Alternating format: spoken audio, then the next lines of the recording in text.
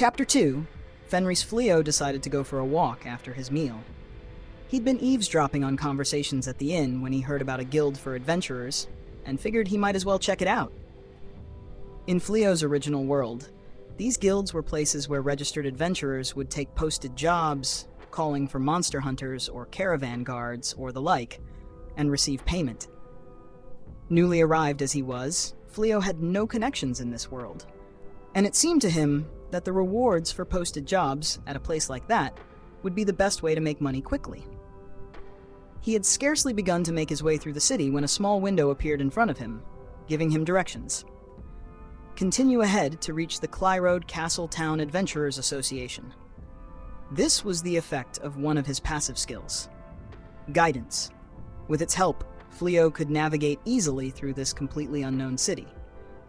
As he was walking, Flio felt a presence behind him. He looked out of the corner of his eye and saw a child dressed in rags carefully drawing closer to him, looking intently at his possessions like a thief. The child reached out his hand to grab Flio's bottomless bag, but his hand was deflected by a magic barrier. A number of Flio's passive spells activated at once. "What?" the child blurted out in surprise. The next instant, a rope appeared at the child's feet and rose up, tying his legs together. Tightly bound, he lost his balance and fell. Flio turned to get a good look at the would-be thief. He was painfully thin, and his clothing was in tatters. It was easy to assume that he'd only turned to theft out of hunger and desperation. The boy was trying to say something, but the ropes had moved up his body, pulling tighter and gagging him. Flio couldn't make out his words. "Hey, that's..." a voice called out. "What in the world?" A crowd was starting to form around them, drawn by the sight of a fallen child wrapped up in ropes. Flio frantically looked around. Not wanting to get involved in any kind of trouble, he took a gold coin from his bag and stuck it through a gap in the rope binding. Then he leaned close to the child's ear. "Don't do that again, okay?" he whispered, stepping away and releasing the spell. Disoriented at being suddenly free, the child darted away into the crowd. Flio watched him go until he was completely out of sight, and then stepped into the crowd himself, using magic to conceal his presence. Before long, he reached the guild. The guild was a fairly large two-story building. The first floor held the reception area as well as a food hall and weapon shops. On the second floor, there were rooms for adventurers to stay overnight. First things first, I need to register myself as an adventurer, Flio thought. With that in mind, he walked up to a counter marked by a sign hanging from the ceiling that said Adventurer Reception. A red-haired elf was sitting behind the desk. She smiled as Flio approached. "Good afternoon," she said. "How can I help you? Are you here to register as an adventurer? Or are you looking for a job?" "I want a job, please," said Flio. "Do I need to register first?" "Yes," she said, still smiling. "That's how our organization works." "I've never done this before. Would you mind giving me a simple overview?" "Of course. I'm here to help." Flio smiled politely at her words. "Now then," she continued, beginning to explain. "According to the receptionist, the first step for an aspiring adventurer would be to register themselves with the guild. They would take jobs and earn merit, rising in rank in proportion to their achievements. Higher-ranked adventurers could undertake more difficult jobs that promised greater rewards. It was possible to take jobs from the guild without registering as an adventurer.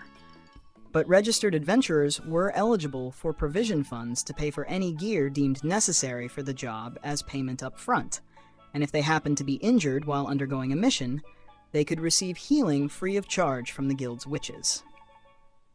It was no surprise that most adventurers chose to register.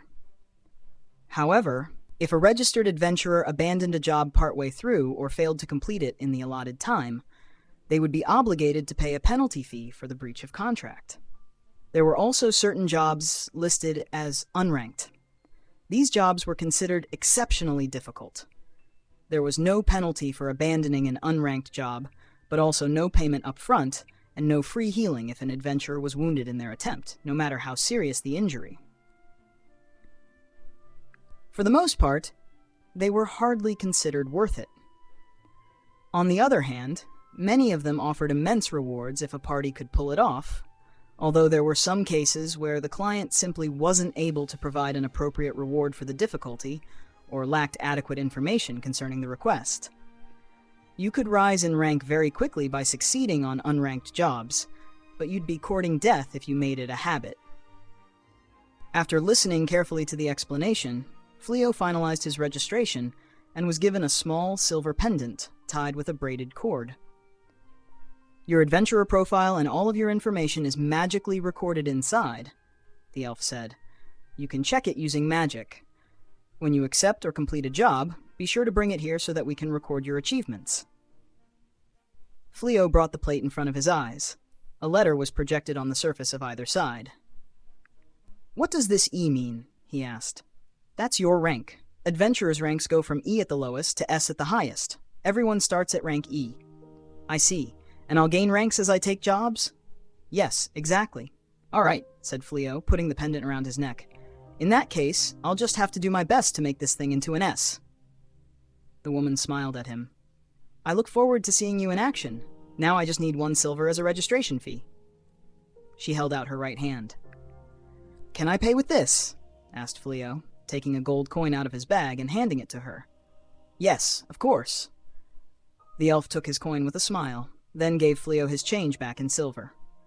Paid and registered, Flio walked quickly to the board, where jobs on offer were displayed, but he ended up stopping short of the board itself.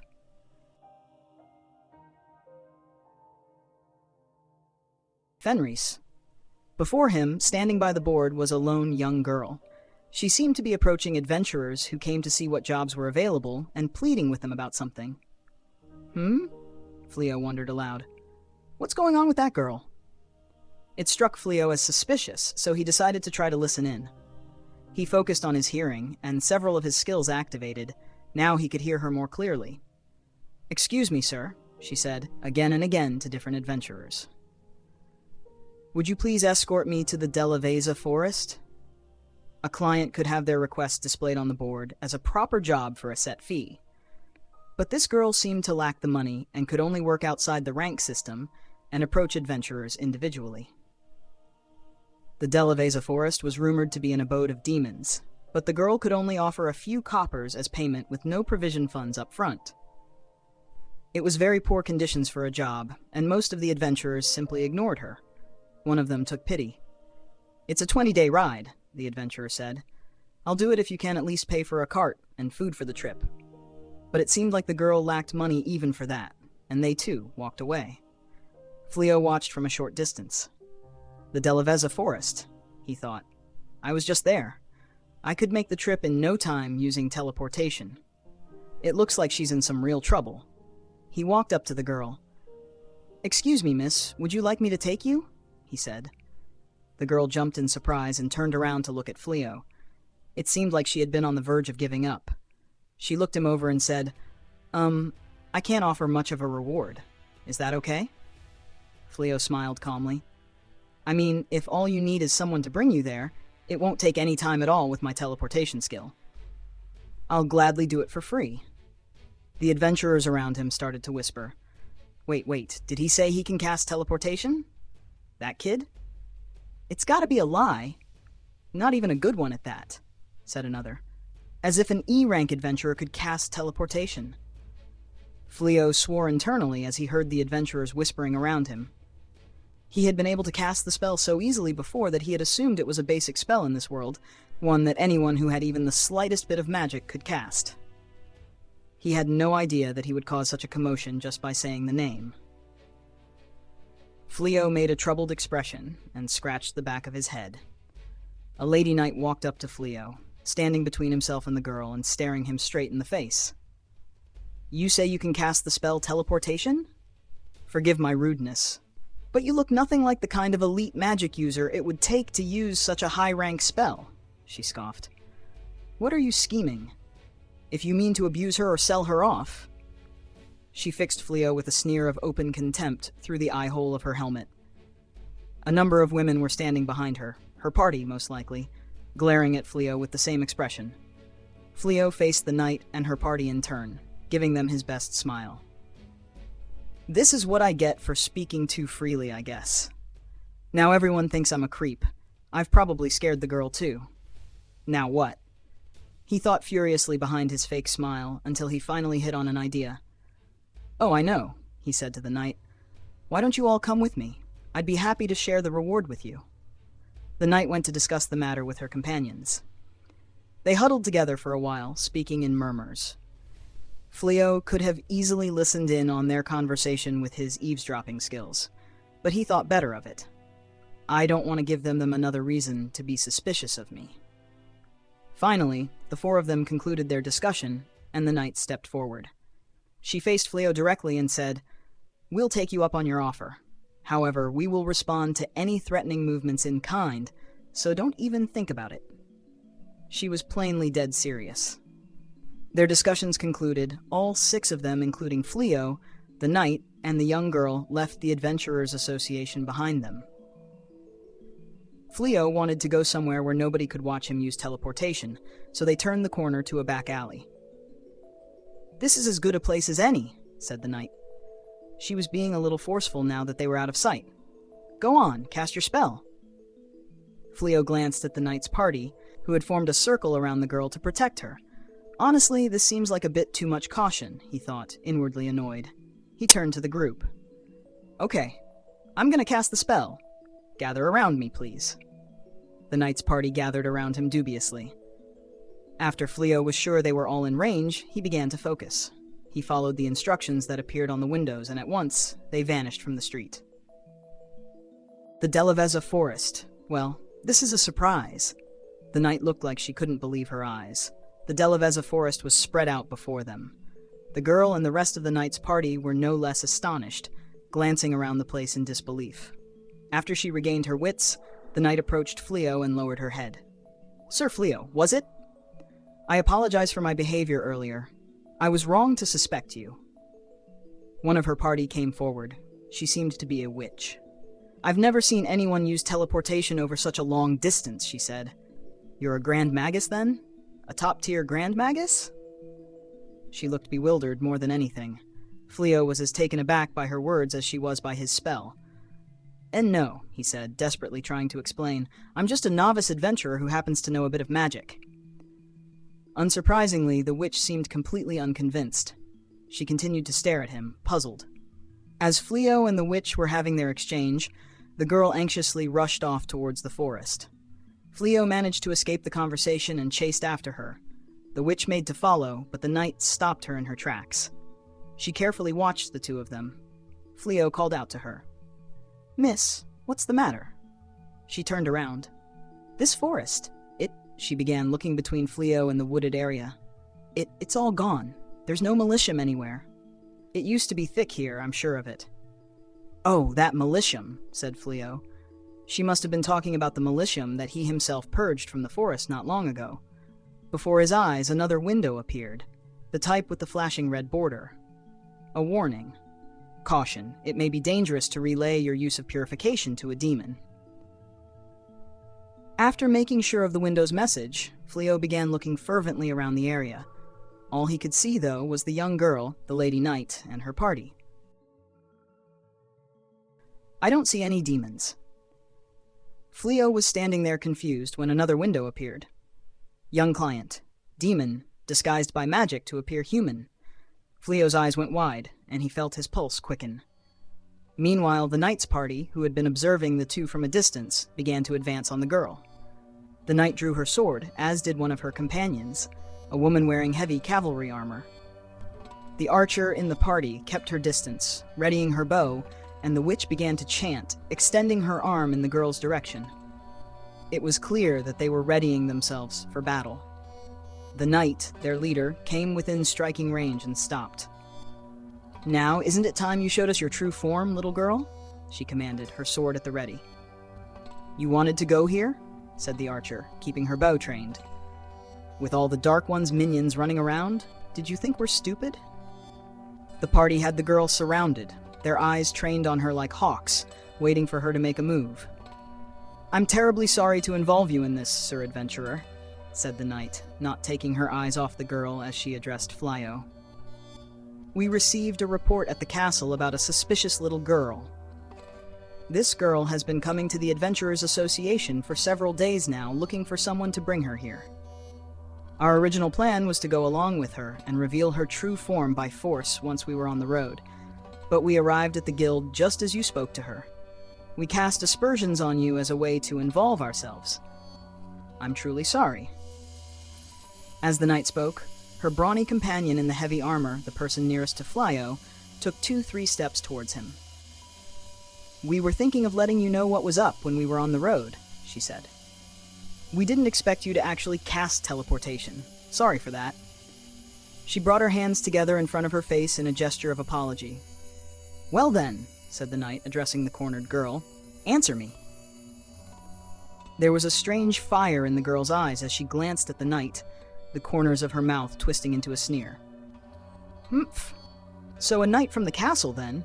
And it sounds like you think you have me trapped." As she spoke, her shape began to change. Her mouth split open. Hair grew all over her body. Ears sprouted from her head, and her nails became sharp claws. She had become an enormous wolf. The knight and her party stepped back, awed by the wolf's imposing presence. Fear was written on their faces. The archer froze in place, too frightened to move, unable even to fire her bow. The wolf's eyes darted around at the knight's party.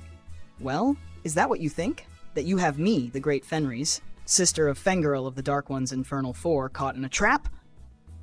Fenrys bared her fangs as malicium filled the air around her. The knight's party was in a state of panic.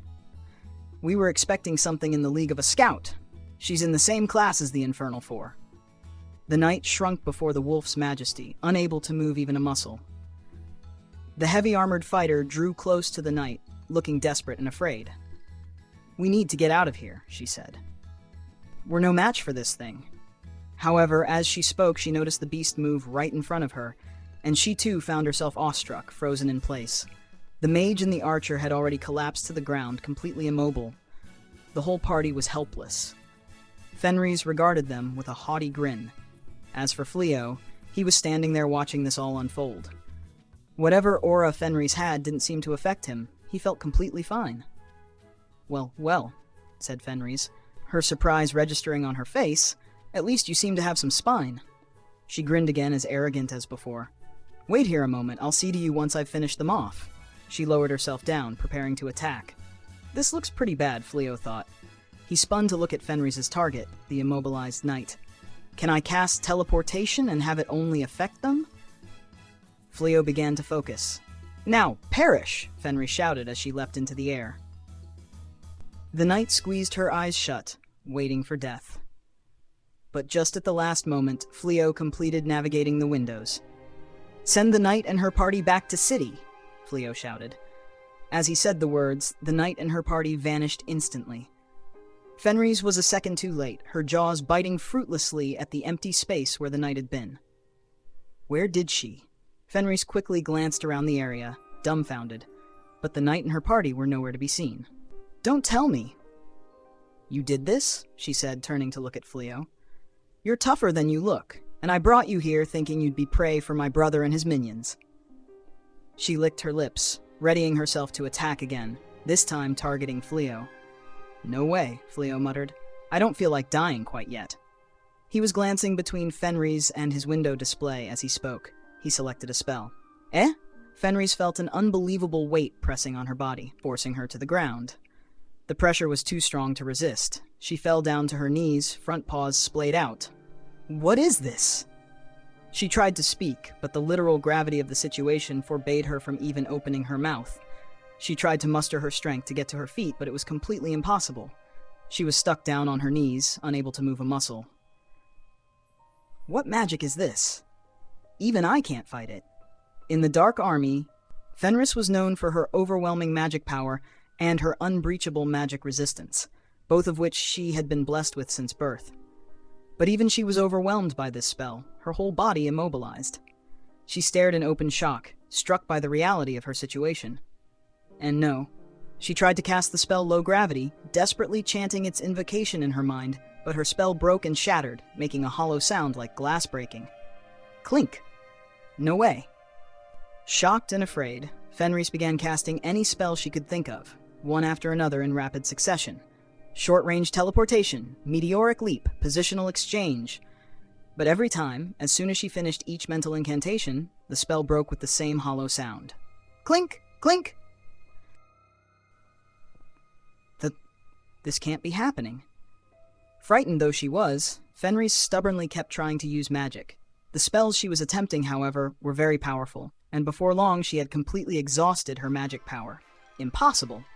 Human magic shouldn't be able to do this. Her face went pale. She was drained of magic, and this whole time her whole body was still being forced down by that unimaginable weight. Is there no way out of this? Her consciousness beginning to fade, Fenrys thought as hard as she could, but not a single, even slightly useful idea came to mind. She couldn't move her body, her magic power was completely dry, and her mind was starting to feel cloudy. She had tried everything. It was hopeless. With the last of her strength, Fenrys turned to look at Flio.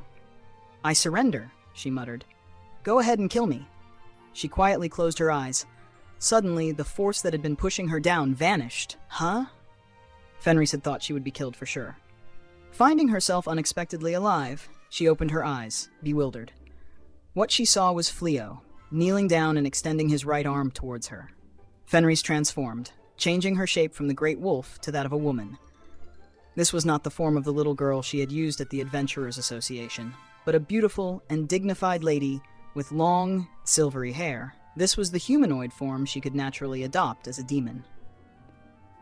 "I can't kill someone who's surrendered," said Flio, "and I don't especially enjoy fighting anyway." He took off his cloak as he spoke and put it on Fenrys. Her clothes had been torn when she had changed into a wolf, and Flio wasted no time in covering her up. Fenrys glanced up at Flio, frowning. Aren't you humans at war with demons? You know I'm an enemy soldier, right? Why would you spare me?" "I may be a human, but I'm not from this world," said Flio, smiling wryly. "It honestly doesn't matter to me what kind of person you are, human or demon. I just don't want to kill someone who's surrendered, that's all." His face settled into a calm smile. Flio's words only served to baffle Fenrys further. "How naive," she said, laughing sarcastically. Far, far too naive. But despite herself, she was smiling. She no longer had any strength to oppose him. There had been a window that kept stubbornly appearing in Flio's vision for a little while now, advising him to use a subjugation spell to bind Fenrys to his service.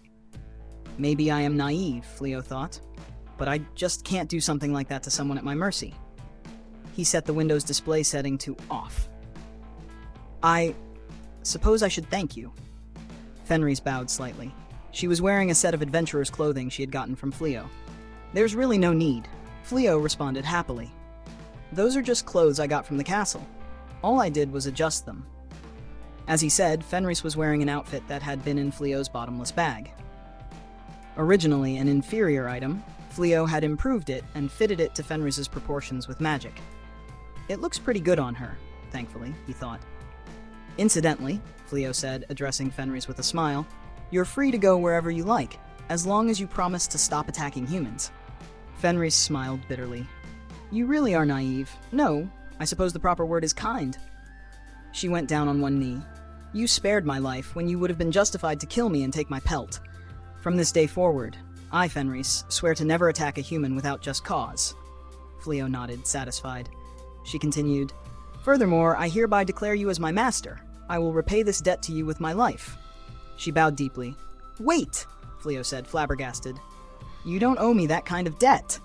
As he tried frantically to think of what he should say, Fenrys lowered her head, looking up at him. "You reject me, master?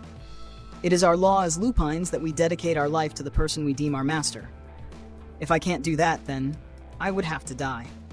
She grabbed hold of Flio's arm, looking at him with forlorn, pleading eyes. "And no," said Flio, unable to hide his distress. I can't." Fenrys pressed herself even closer, eyes out. "You can use me as a pack mule or a slave," she begged. "It doesn't matter what you do with me, master. Just please let me be by your side." Flio shook his head. "I don't need a pack mule or a slave," he responded, frantic. "I don't want someone serving me like that." His mind was racing. "This isn't good. I don't think I can change her mind. But I'm alone in this world, exiled, with nowhere to go. I don't know what I'm doing, or how I'm going to make a living, and can I really take her with me?" Flio couldn't bring himself to agree. Surmising that this was the way of it, Fenrys turned her right arm into a wolf's. "Master, if you have truly made up your mind not to take me." She brought her sharp claws to her own throat. "Then this is where I die." Her right hand began to move, but Flio rushed to grab it. He said. "Master? I get it. You win. You can come with me. Just please don't do that again." His shoulders were trembling. Seeing him like this, Fenrys was at a loss for words. He really cares that much about me? She returned her arm to its human form, staring at her new master. A while later, the two had finally calmed down. They were sitting together on a nearby boulder, Flio behind Fenrys, lost in thought. "I guess she managed to force herself on me. But if she's going to be coming along, how should I refer to her?" Flio had had enough bad experiences with speciesism in his home world. He didn't like the idea of treating Fenrys as a slave or a pack mule. What would be the best way to bring Fenrys along without alarming people? As he was thinking, Flio glanced at the side of Fenrys' face. "Is there something you need, Master?" she said, smiling when she noticed that he was looking at her. At the sight of Fenrys' smile, Flio had an idea. "Fenrys," he began, "if you're okay with it." He looked into her eyes, suddenly speaking very slowly and deliberately. "Would you travel with me under the guise of a married couple?" Fenrys went still. No," Flio said, worried that she had misunderstood. "I don't mean you have to be my wife for real. Just, if that's what we told people, we might be able to travel without raising suspicion." As he was speaking, Fenrys suddenly wrapped her arms around him, hugging him tightly. "Of course I'll be your wife," she said, her cheeks turning red as she wrapped her arms joyfully around him. "I'll be your wife for real. I get to be the wife of someone as strong as Master? Someone as kind as Master? Wait. Fenrys, wait a minute." Flio peeled Fenrys off of him and looked into her eyes. "I'm not from this world," he said. "I was one of the hero candidates they summoned, but I was deemed a failure and thrown away. I can't go back to my homeworld. I'm completely alone. I don't have anywhere to go, and I don't know what I should do next. You can't marry someone like me." Fenrys took his hand. "I don't care," she said, looking straight at him. "I promised I would be your wife. I want to be your wife. Wherever you come from, I'm not going to change my mind." She smiled. "I swear my eternal loyalty to you. For the rest of my life, I swear to stay by your side. So please let me be with you, Master. I mean, husband." For a little while, Flio just stared at her smile. Then he clasped her hand in his. "Really? You really want this?" "I do," she said, nodding giddily. Flio embraced Fenrys, holding her softly in his arms. Fenrys happily returned his affection.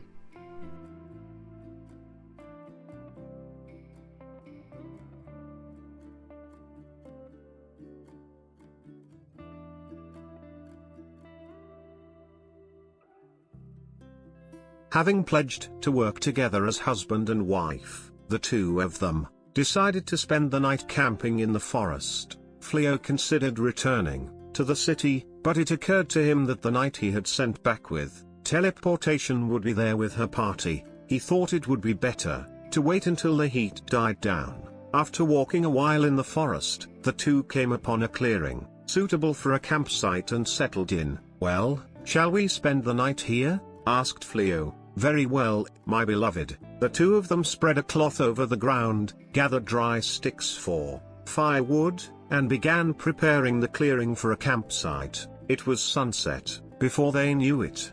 They ate some of the rations from Flio's bottomless bag for dinner and sat close together on a fallen log by the campfire. "My husband," said Fenrys, turning her gaze towards Flio, "if I may, I would like to service you tonight as your wife."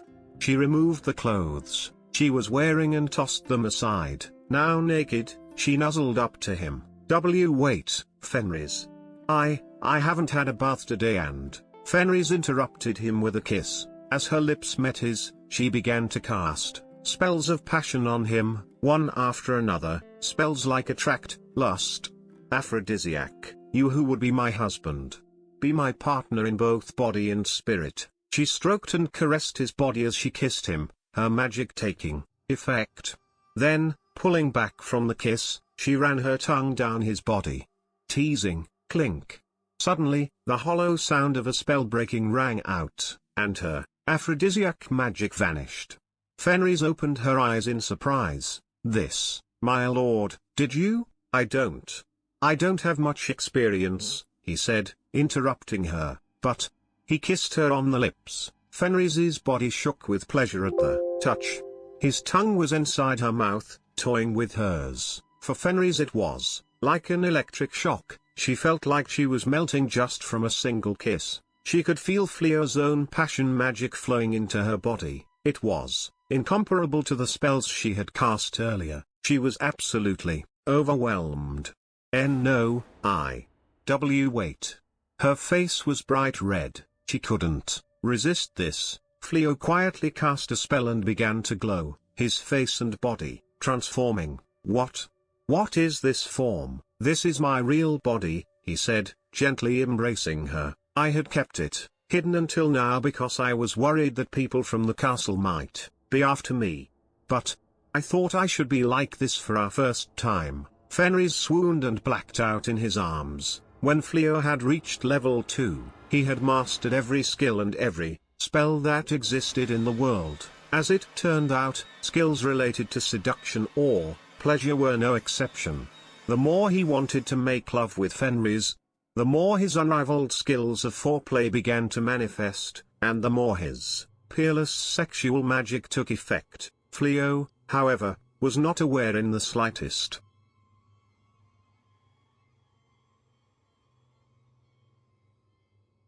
The following morning, Fenrys was lying on her side, Flio using her arm as a pillow. Slowly she opened her eyes. Her body felt heavy, and her mind was still foggy from sleep. Flio noticed that her eyes had opened slightly. "Good morning, Fenrys," he said. Fenrys looked up at the face she had seen so many times last night under the bright moon, holding her, kissing her.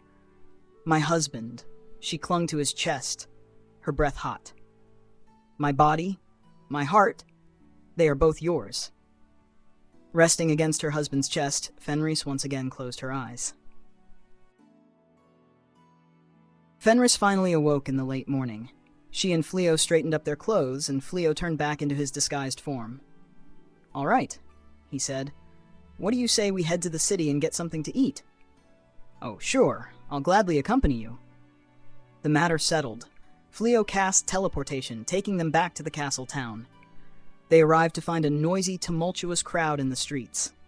Taking stock of their surroundings, they realized the townsfolk were rushing towards the castle gates.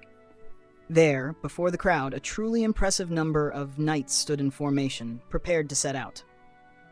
"Wow," said someone. "That is a huge detachment of knights. What's up?" "It sounds like they found one of the Dark One's followers in the Delaveza Forest." "So all those knights are off to slay a demon?" "Yeah, that's what I heard." Flio smiled wryly as he overheard the conversation. "They're talking about Fenrys, aren't they?" he thought. He turned to look at Fenrys, clinging to his arm. "Shall we leave them to it and find somewhere to eat?" The two of them were about to hurry away from the scene when Flio heard a familiar voice calling to him from a corner of the formation of knights. Could you possibly be Sir Flio?" Flio's body went stiff. That voice? Slowly he turned his head to look. There in the army, he spotted the knight and her companions from yesterday. The ones he had sent back to the city with teleportation. They must have been part of the force being dispatched. When they spotted Flio, they darted out of formation, running up to him in joy. "I knew it," the knight said, clasping Flio's hand tight with tears streaming down her cheeks. "I knew that someone like you would be able to get away from that monster. I'm so relieved to see that you're safe." Her whole party was standing behind her, the heavy soldier, the witch, and the archer, crying their eyes out every bit as much as she was. For a while, they just stood there, glad to see Flio alive. Eventually, the knight's eyes happened on the person hiding behind Flio, on Fenrys. "Tell me, Sir Flio," she said, tilting her head to the side, "who is this woman? I don't recall seeing her with you yesterday."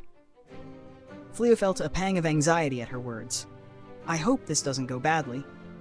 Fenrys was not the small girl she had been when the knight's party had encountered her, but a young woman, and when they had faced off against her, she had transformed from a little girl directly into a full lupine. This form was one they had not seen before. It seemed they were unaware that she was the demon from yesterday.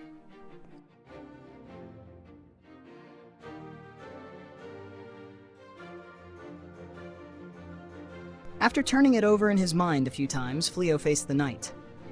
"She's with me," he said, smiling. "She was waiting at an inn in town when we met yesterday." Behind his smiling face, Flio was rushing through magic windows in his mind, bringing his spells into effect, one after another.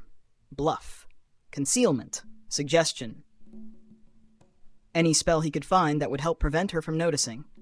Between his disarming smile and the absolute deluge of magic he was subjecting the knight's party to, their dubious expressions relaxed. "I see," said the knight, now smiling. "I'm sorry. I hope I haven't given any offense." She bowed her head, and Flio inwardly breathed a sigh of relief. Fenrys tugged at his sleeve. "My lord," she whispered, "why didn't you introduce me as your wife? That was quite untoward." She puffed out her cheeks in a pout. "You're right," he apologized quietly. "I'll tell them next time. I promise." "By the way," he said, turning back to address the knight, "what is this army? You're with them?" The knight turned to look back at the host of knights. "Oh, the army. We're being dispatched to the Delaveza Forest. The Dark Army has been stationed there for some time, threatening our kingdom. Now that we've learned that a demon from the forest has been coming to the castle town itself, King Clyrode has deemed that the matter can no longer be ignored. So this army is..." It seemed she had more to say, but just then the crowd in front of the castle let out a great shout of joy. "The hero! The hero has come! He looks so commanding! The golden-haired hero! Save us, O hero! Save our kingdom!" As they continued their exclamations, the knight turned back to Flio. "Yes, that. The hero is going to lead us." She nodded her head. Flio looked towards the back of the host. There, riding on a white horse and wearing a suit of ornate armor, the golden-haired knight was slowly advancing as the crowd parted before him. Oh, it's that guy. It was the knight Flio had met before. The knight who had been summoned at almost the same time as him. There was no mistaking that golden hair. He was the hero who had gotten high ability scores from the very start, the hero worshipped by the crowd, celebrated at the Feast of the Hero's Advent that had lasted several entire days. Well, I've changed my form with magic. He probably won't recognize me. While Banaza had been exiled, the golden-haired hero was being lauded by the people as the savior of the kingdom. Seeing the difference in their fortunes, complicated emotions sprung up in Flio's heart. The knight turned back to him. "Oh," she exclaimed, "Sir Flio, would you be willing to join us? If we say you're one of my retainers, surely nobody will take issue. Your magic would be a tremendous boon to our cause. You'll be compensated too, of course." Flio, however, made an apologetic face. "I'm honored that you think so highly of my abilities," he said. "But I'm afraid I used up almost all of my magic power in the fight against that demon. I won't be of much use to anyone until I recover." He bowed in apology, but the knight rushed to console him. Oh no. There's no need to apologize like that," she said. "I'm the one who owes you an apology for inviting you so casually without making sure you were in good condition. Yes, after all, you were just in a battle with that horrible demon." She nodded her head, flustered. The knight and Flio spoke for a while longer, after which she returned to her unit. "When I return from this mission, allow me to thank you properly for yesterday." She waved him goodbye. After she had left, Flio sighed in relief and exasperation. It probably doesn't need to be said, but the story Flio had told her about having used up his magic was, of course, a total lie. If he stood out in the hero's forces and things went badly, it was possible they would discover he was still alive. He decided he had better not accompany the army and came up with a lie on the spur of the moment. As the knight left, Fenrys squeezed his arm tight. "What's wrong?" he asked, concerned. I don't know, really," she said, casting her eyes downwards. "It's just, when I saw you chatting so casually with that woman, I felt miserable in the pit of my chest." "I understand," said Flio, gazing at her and giving her one of his smiles. "I'll take care not to make you feel that way again." As the golden-haired hero led his army to sally forth, Flio made his way towards the town center, Fenrys firmly attached. Within 5 short days, the force the golden-haired hero had led to sortie from the castle was utterly defeated and forced to withdraw without even encountering the Dark Army when they came under attack by a horde of psycho bears, ferocious monsters known to attack humans. There were many such dangers to the north of Clyrode Castle. even aside from the army stationed at the citadel of the Dark One. It was not at all a place suitable for human habitation. This was why the hero had gone south from the castle to train for his quest against the Dark One, where he only fought smaller groups of relatively weak monsters. He had finally been dispatched on his long-awaited mission to the Delaveza Forest, but on the road they had come under attack by a huge number of wild psycho bears, maybe 1,000 even, and the golden-haired hero panicked. "Hero, what do we do?" "Golden-haired one, command us." The soldiers waited for the hero's orders as they desperately fought back while on the verge of being overrun by the psycho bears, but he refused to take charge. I'm not supposed to die like this," he cried, already fleeing back towards Clyrode Castle. He was the first to break ranks. The knights put up the best fight they could, but without their commander, it wasn't long before they were destroyed.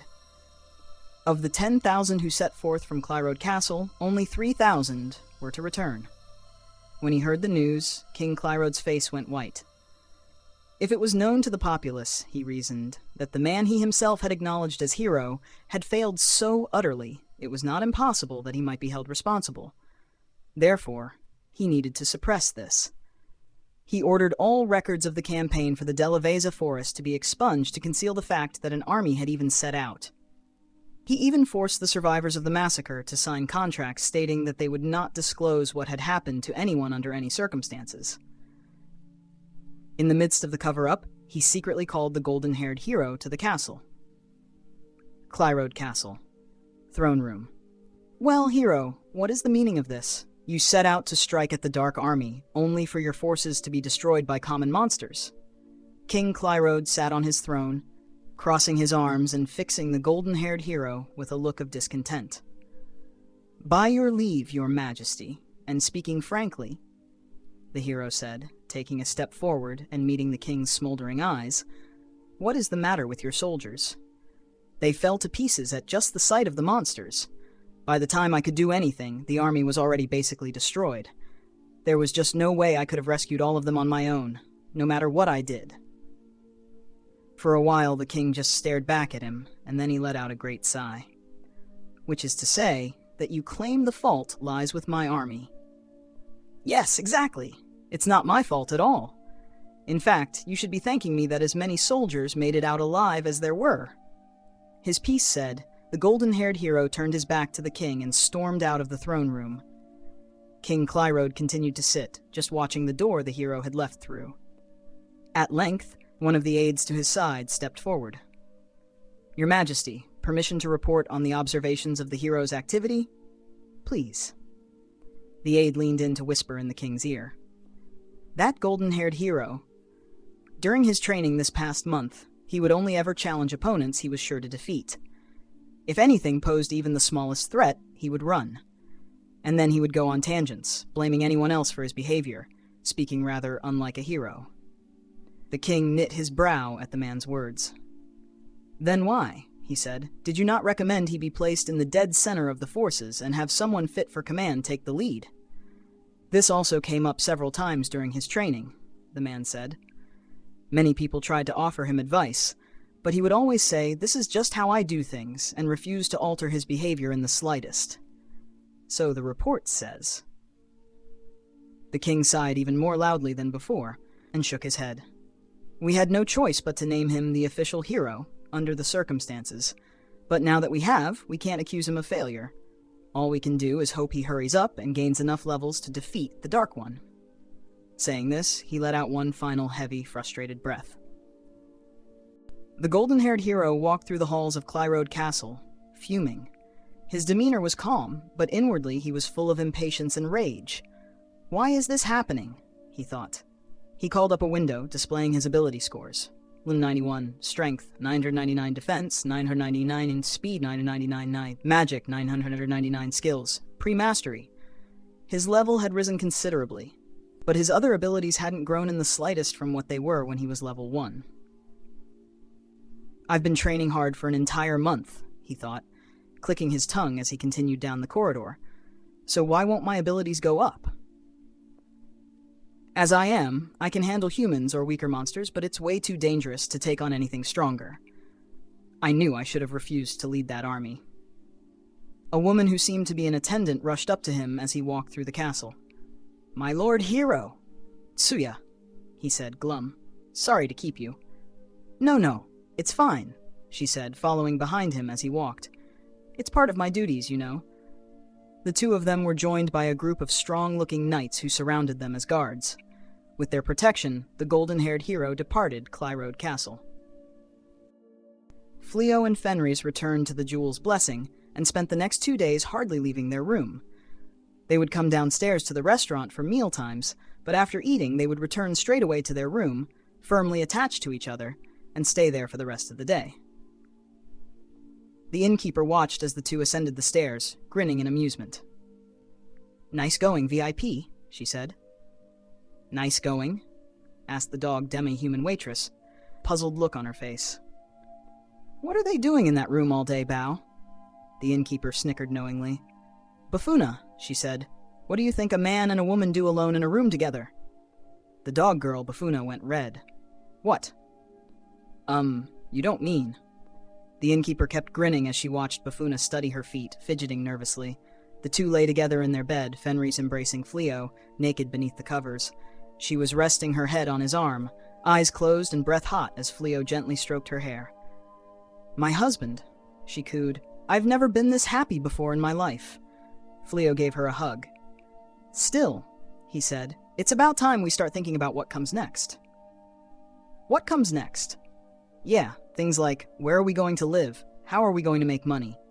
"I'll go anywhere as long as it's with you," said Fenrys. As she spoke, she wrapped her arms around Flio's shoulders, "but we can worry about that later." Flio could tell what Fenrys wanted. Once again, he held her close. Some days later, having eaten their first meal of the day, Fenrys and Flio decided to head outside to walk around town a little.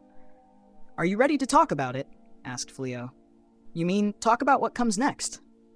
"We need to find a place where we can live an easy life together, and to do that we need to find work." "An easy life together." Fenrys repeated Flio's words, letting out a little bit of a laugh. "I'd never have considered such a thing before." Flio smiled back at her. "Well, I'm going to do some reconnaissance. Shall we try the Adventurers Association first?" Fenrys nodded, and the two of them walked along the crowded city streets, heading in the direction of the guild. Adventurers Association. They found the association noisy, with adventurers huddled together and whispering. They seemed worried about something. "Hey, did you hear?" said one among the crowd. "Oh, that rumor about the heroes' forces getting crushed?" said another. "The Dark Army got them, huh?" "I heard they couldn't handle some wild psycho bears." "No way. You're kidding?"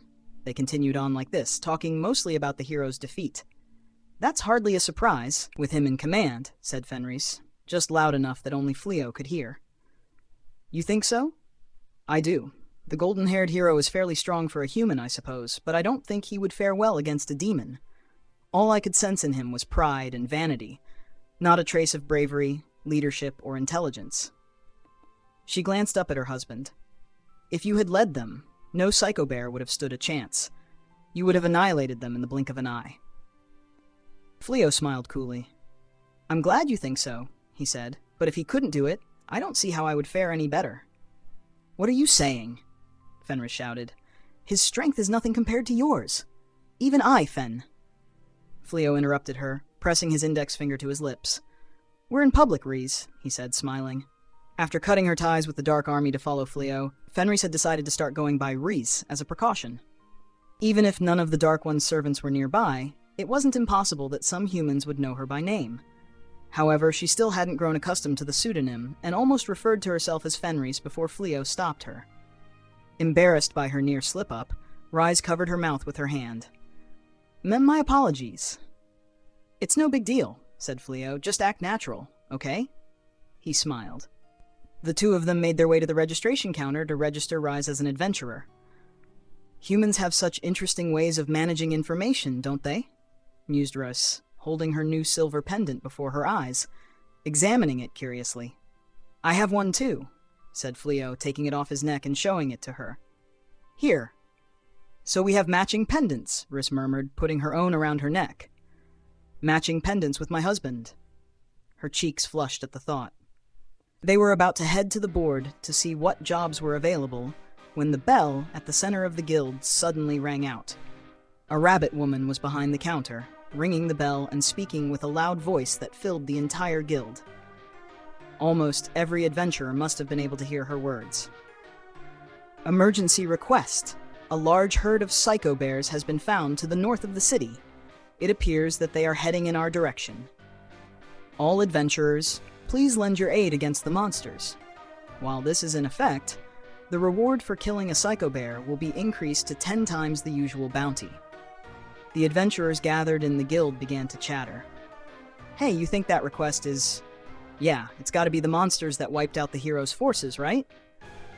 I bet. I've never heard of large herds of psycho bears in this part of the world. 10 times the bounty is good, but those things defeated an army. I might go, but I'm gonna want a large party.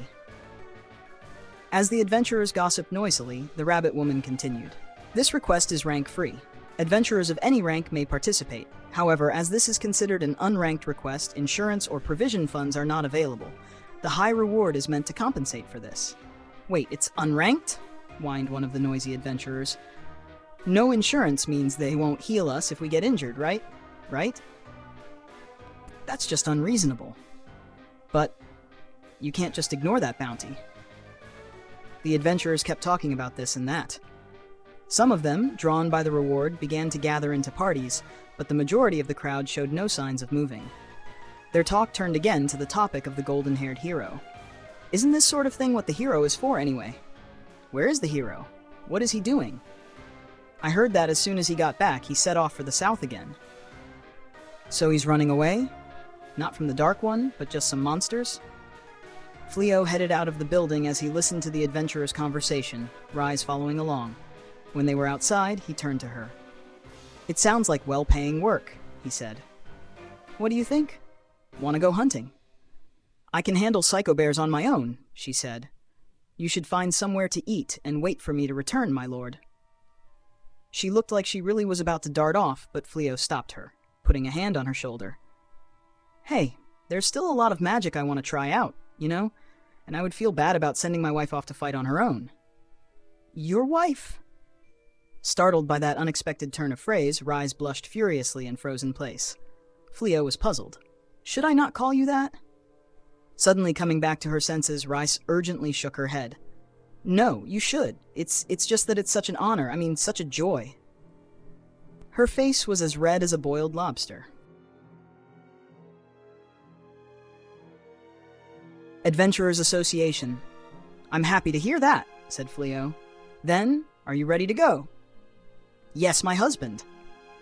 The pair nodded to each other and set off again down the street, this time heading to a weapon shop. I don't need a weapon to defeat the likes of a psycho bear, my husband, said Rise, confused. I'm quite strong without one. Flio smiled at her with his usual calm expression. I know you don't need it, he said. But people might think it strange if we set out unarmed to hunt monsters. The humans would find that strange. Rise glanced at the merchandise, a mysterious look on her face. It didn't take her long to make a selection, a short sword on the small side. As a lupine, she had absolute confidence in her speed. Flio already had a staff in the style a magic user might use, but he also bought a new longsword, which he strapped to his back. His plan was to use magic to fight, but he wanted to make a display of being armed. By strapping it to his back, he could do so while keeping his hands free. And, this is just a trinket, but... He handed Rise a ring that he had purchased along with the longsword. It was enchanted with a few minor skills related to speed. I don't think skills on this level will make much of a difference, said Rise, eyeing the ring suspiciously, but Flio took her left hand in his. Among humans, it's customary for husbands and wives to wear rings on their left hands, he said, as a symbol of their bond. As he spoke, he slipped the ring on her finger. Rise looked and saw that Flio was wearing an identical ring himself. A symbol of our bond? Our marriage? Rise held up her hand, blushing deep as she gazed at the ring Flio had given her. There was no such custom among demons, and hearing the meaning of the gesture made her flush with bewildered joy. Do you not like it? Flio asked, noticing the shocked look on her face. You can take it off if you prefer. but Rise quickly turned her head up to look at him. What? No, never. I want to keep it on. Her voice was quite a bit louder than she had intended, loud enough that the other customers in the store looked curiously in their direction. Riss held up both of her hands to cover her bright red face, hiding from the gazes of the people around her. What is wrong with me? She thought, casting her gaze down, still hiding her face in her hands. I'm getting flustered so easily. Flio wrapped an arm gently around her. My apologies for the surprise, he said. Keeping his head down, he led Rise out of the store. With their new weapons in hand, Flio and Rise headed for the north with a mind to take on the emergency request from the guild. There was an incredible array of armed guards standing watch at the north gate, readying themselves for the psycho bears to attack. Excuse me, said Flio, approaching. May I get through here? A number of guards moved to block their way. Didn't you hear? The area past the gate is full of psycho bears right now. Flio smiled calmly at the guard obstructing him. We know, he said. We were just heading out to go psycho bear hunting. The guard gave him a look and sighed. Maybe you're after the money, but between you and me, you had better give it up. The two of you would just be going to your death. If you really insist on hunting psycho bears, at least find some more adventurers to go with you. One of the guards was laughing. What morons, he said, voice full of scorn. Where do idiots like that keep coming from? Where do they get off thinking they can take on monsters like that? Rise clicked her tongue and lowered her stance, ready to strike the man down where he stood. But Flio put a hand on her shoulder and whispered in her ear. Rise, leave it. It's fine. But my lord, it's fine. We haven't proven ourselves as adventurers yet. But, leave it. At her husband's repeated words, Rise slowly and reluctantly stood down. Looking her over to make sure she wasn't about to attack anyone, Flio turned his attention back towards the guard. My understanding was that the Psycho Bear extermination request was rank-free. We should be allowed to join, correct? He held up his pendant, showing it to the guard, signifying to him that he was an adventurer with the association. Well, yes, that's true, but... The guard's expression darkened as he looked at Flio's pendant. The guard captain walked up to them as they had their exchange, looking the pair over. If they want to go, let them, he said. We gave them a warning. Whatever happens is on their heads. If you say so, Captain. The guard who had been cautioning Flio stepped back. After making sure everything was in order, the guard captain turned towards Flio. Nothing more to say, I suppose. Do your best out there. Maybe you'll get lucky and take down a psycho bear between the two of you. The guards opened the gate, and Flio walked through, Rise following along. He turned to smile at the captain. Thank you, sir, he said. We'll see what we can do. Maybe we will take one down. The gate closed behind them. Are those two going to be okay? A guard muttered idly to himself. The captain smiled grimly at his words. Of course not, he said. The psycho bears are going to eat them alive. If they're lucky, they might make it back, but I'll be shocked if they return unharmed. What a pity, said another. And such a good-looking woman, too. He could have at least left her behind for us. A few of the guards snickered crudely at the remark, but the captain furrowed his brow, annoyed. Enough chatter, he said, commanding the guards in a loud voice. Get back to your positions. There's no telling when the psycho bears are coming, so stay on your guard. The guards obeyed and returned to their stations. It wasn't long after leaving the city that Flio and Rise encountered a group of psycho bears. Looks like we've found their vanguard. My husband, said Rise, readying herself to attack, if I may. Flio held up his right hand to stop her. Would you mind letting me have these ones? He said, stepping forward. I want to get a sense of how powerful my magic is. If that is your will. Rise didn't seem quite satisfied being denied a chance to fight, but she obediently stepped back. Now, began Flio, facing the psycho bears, let's start by seeing what happens when I use this much force. He extended his right arm towards his target and cast the spell Gravitation. The psycho bears could tell something was off. They began to wander aimlessly, confused, making noises like Growol? Gra! Not much of an effect, said Flio, watching closely. Now let's see what happens when I use this much. He increased the power of his spell. The next moment, the psycho bears collapsed at once to the ground, and the sick sound of bones snapping filled the air. The squashed psycho bears looked for all the world like fur rugs spread out over the ground. Naturally, they died instantly. Flio looked disappointed at what he saw. "That's too much force," he said. "This is pretty hard to get right." He scratched the side of his head with his right hand. Beside him, Rise was staring at the dead psycho bears with evident awe. A psycho bear's bones are as hard as steel, and he flattened them like it was nothing. "Now," said Flio, "we have to get the trophies back to the city somehow." He thought for a while before remembering. "That's right. I forgot I had a bottomless bag." He placed his hand on one of the dead psycho bears, willing it into the bag, but nothing happened. The corpse remained where it was on the ground. Why didn't it work? Flio tried again with the same result. "My lord," said Rise, "it may be that the bottomless bag has certain restrictions. It may not be possible to place the corpse of an animal inside." "Oh," said Flio, looking at the bag. "They have settings like that?" He sounded impressed. "So that means we need to think of another way to transport the psycho bears." Flio looked once more at his bag, double-checking its contents for something he could use to carry a body. He saw that there was a cart among the agricultural tools he'd been given, and quickly brought it out. It was fairly big, as it was meant to be used for farming. "This will do, I think," said Flio, loading it up with the psycho bear's remains. As he finished up, he moved towards the front of the cart, meaning to pull it by its metal fixture. But Rise had gotten there first, ready and eager. "I will take on this duty," she said. "I insist." "Wait, I can't make my wife do something like that." Flio started, but no matter what he said, Rise continued to assert that she be allowed to pull. Eventually, he yielded, and Rise took to her job with zeal. She pulled happily, simply glad to be of use. A little farther, right before a thick forest, the two came upon a house. Behind the house was a cultivated field, but whatever had grown there before seemed to have been set upon by the psycho bears. It was a miserable sight. The house itself, by contrast, seemed surprisingly unscathed. The interior was in a bit of disarray, but it seemed less the work of monsters, and more the traces of the residents fleeing in a hurry. "What's this?" said Rise. "We might be able to use this house," Flio mused. "Hopefully the owners won't mind." "Use it?" "Rather than hoping we run into groups of psycho bears like before, it might be more efficient to use this house as a base and patrol the area around it." "I see," said Rise.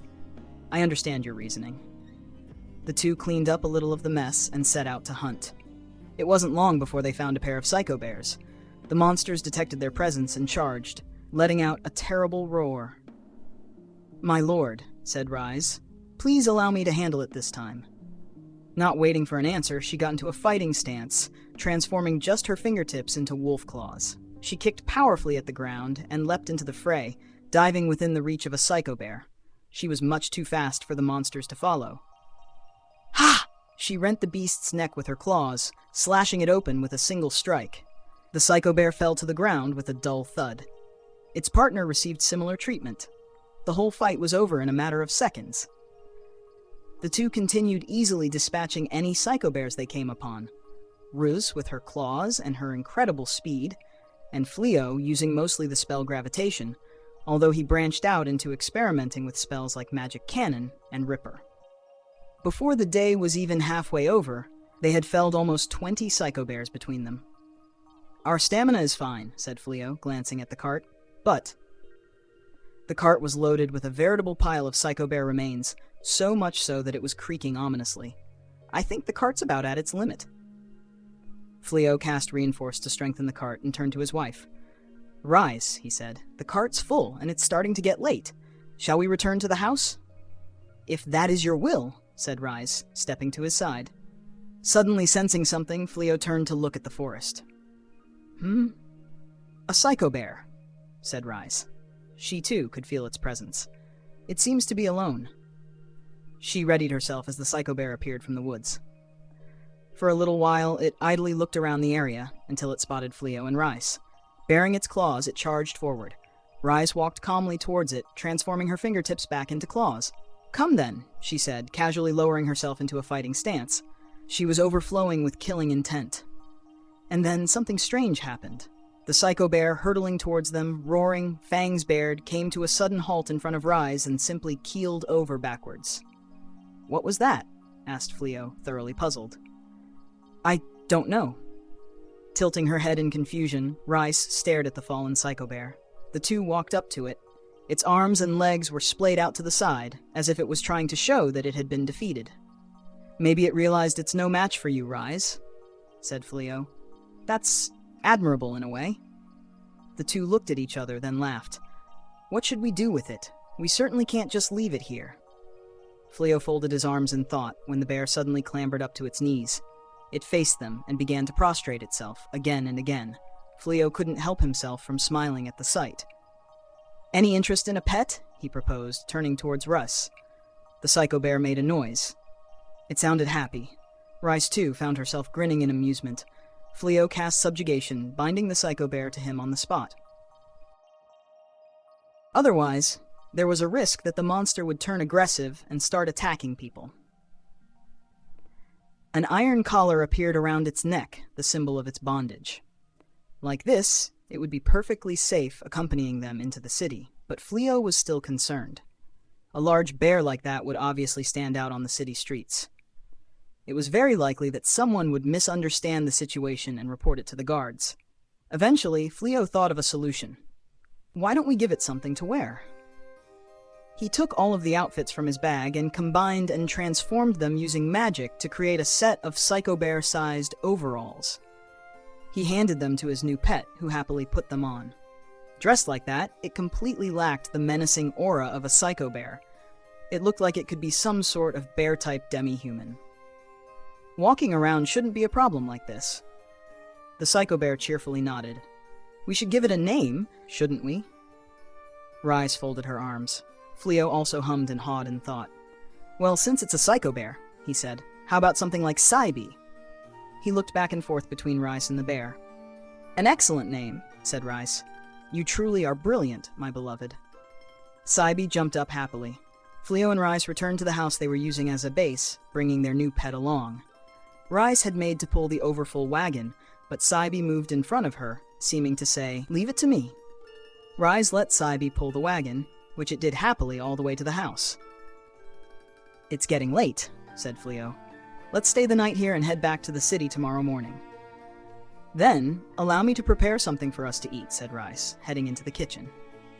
While she was busy, Flio cast spells of sealing and preservation on the wagon. That way, the corpses threatening to spill over its sides would remain fresh the following day, and their bloody stench wouldn't stink up the whole house. Next, he created a magic wall around the perimeters to keep out any of the area's roaming psycho bears that might happen upon the house in the night. He had just finished the wall when he heard Rise calling from inside the house. "Dinner is ready, my lord." "Okay," he called back. "I'll be right there." He and Saibi, who had been following him around, went back to the house for dinner. As Flio came up to the kitchen table, what he saw made him tense up unconsciously. "What is the matter, my lord?" Rise looked curiously at her husband as she took her seat. Before them was a platter loaded up with enormous slabs of raw meat. "Reese," uttered Flio, visibly nervous. "What in the world?" "This is the fruit of our hunt. Fresh psycho bear meat. Is something wrong?" She looked up at him, genuinely confused. Flio forced a smile as he looked back at Rice. Yes, I see," he said. Speaking personally, I prefer my meat cooked." "You do? Then shall I cook it for you?" "Yes, please. I'd very much appreciate it." Rise picked up one of the slabs of meat and brought it back to the kitchen. "It seems like a waste, though," she muttered as she seared it in a frying pan. "Such fresh meat really should be eaten raw." "That piece is too big to cook like that," Flio thought, still forcing a smile. "Most of it is still going to be uncooked." Behind him, Saibi was devouring one of the slabs of psycho bear meat like it was the best thing it had ever tasted. If it knew that this was cannibalism, it didn't seem to be bothered in the slightest. The following morning, Flio, roused from sleep and stretched mightily in bed. Rise, lying beside him, slowly opened her eyes. "Good morning, my beloved," she said, draping her body over his and kissing him tenderly. The two lay like that for a little while. cuddling naked in the light of the morning sun as it filtered in through a gap in the curtains. After Flio had finished putting on his clothes, he cast the curtains open. "Good weather today, too," he said.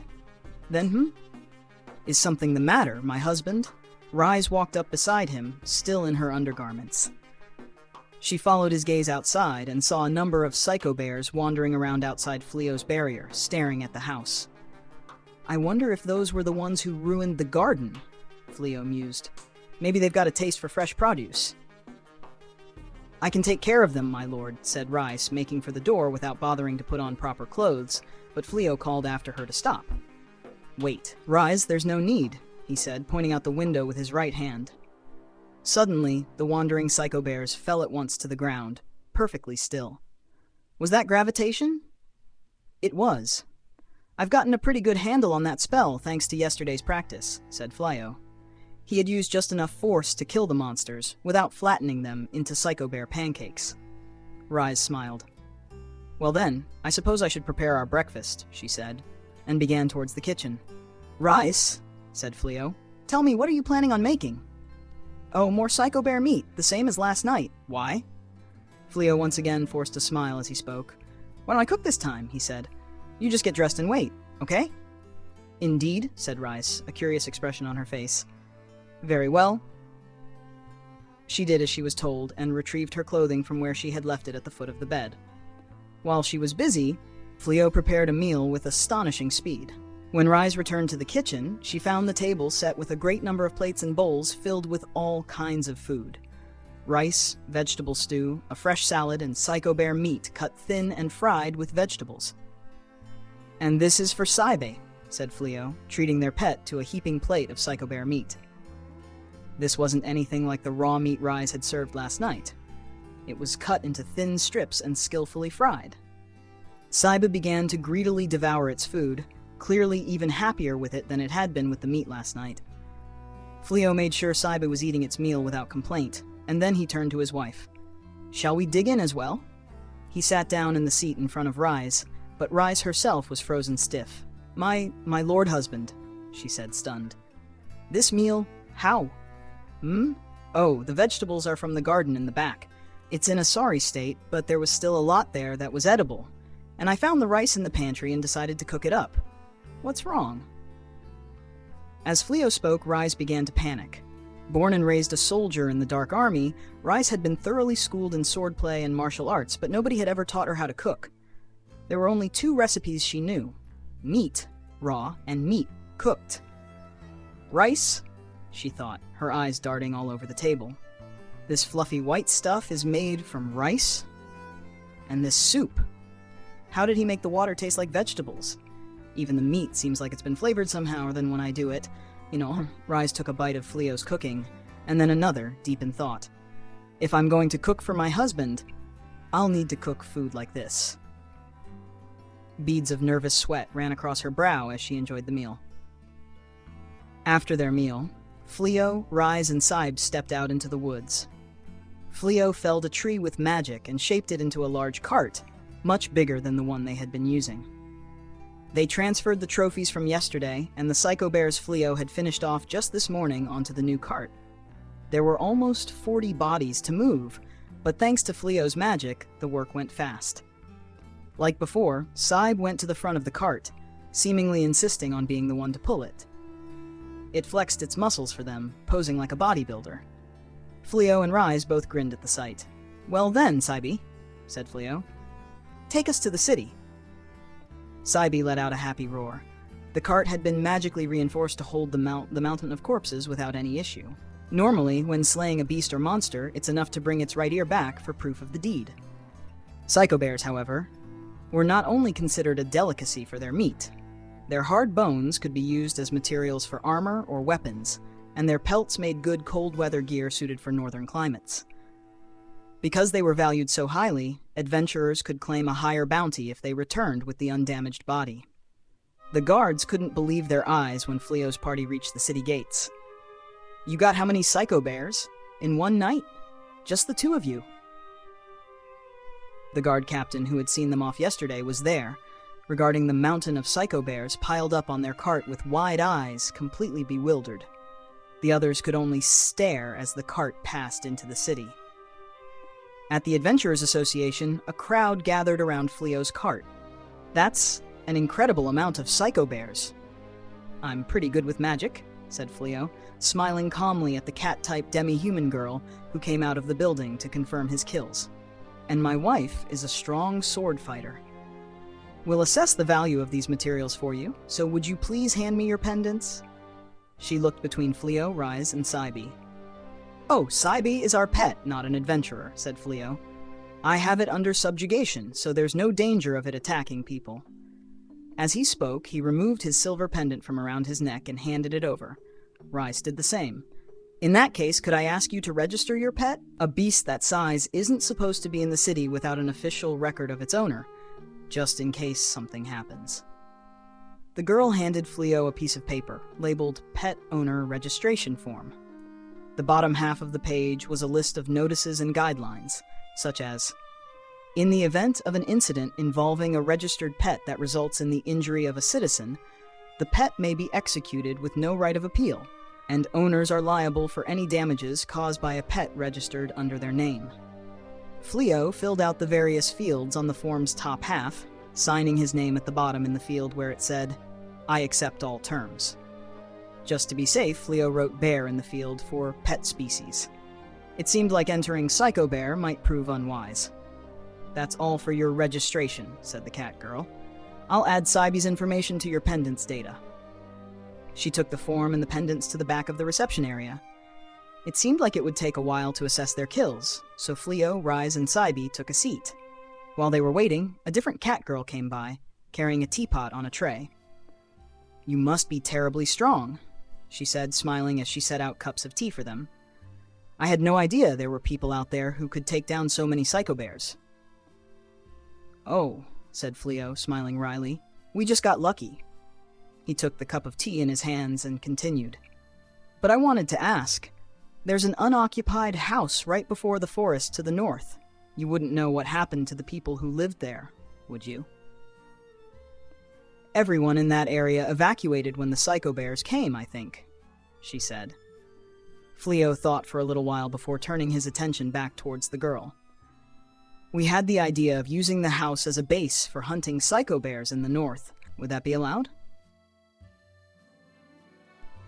I'll have to check, she said. There have been a lot of monster incursions recently. It would be a big help to have strong adventurers like you making a base up there. She hurried back behind the counter. Flio finished his tea and sat chatting with Rise as he waited for the girl to return. It didn't take long at all before she came rushing back.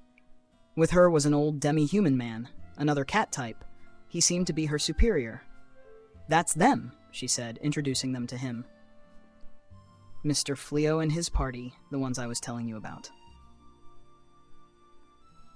Mr. Flio, the man said, bowing. My name is Leolith. I am the head of accounting for the Adventurers Association. Mimeo here tells me you were asking after an abandoned house. We just finished checking with the town hall. It seems that the house's former residents themselves have already declared it abandoned. We took the liberty of claiming the house for the association and registered your names as its current occupants.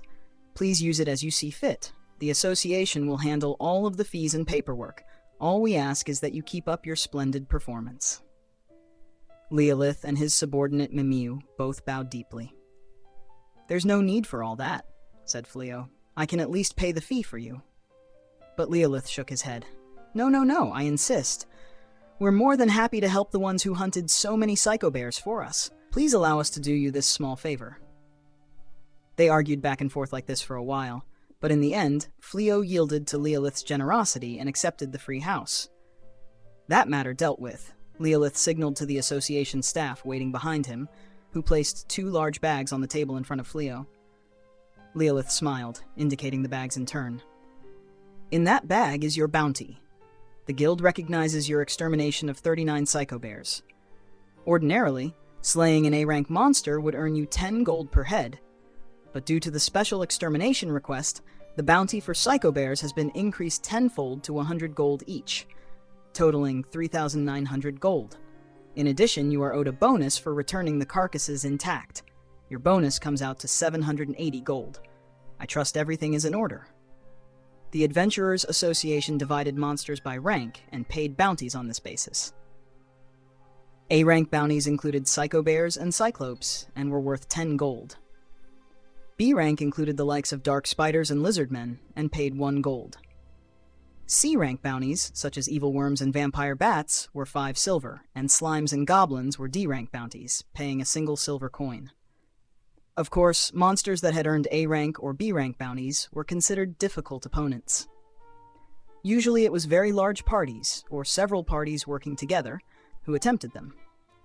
Flio and Rhys, by contrast, had brought back 39 A-rank bounties by themselves.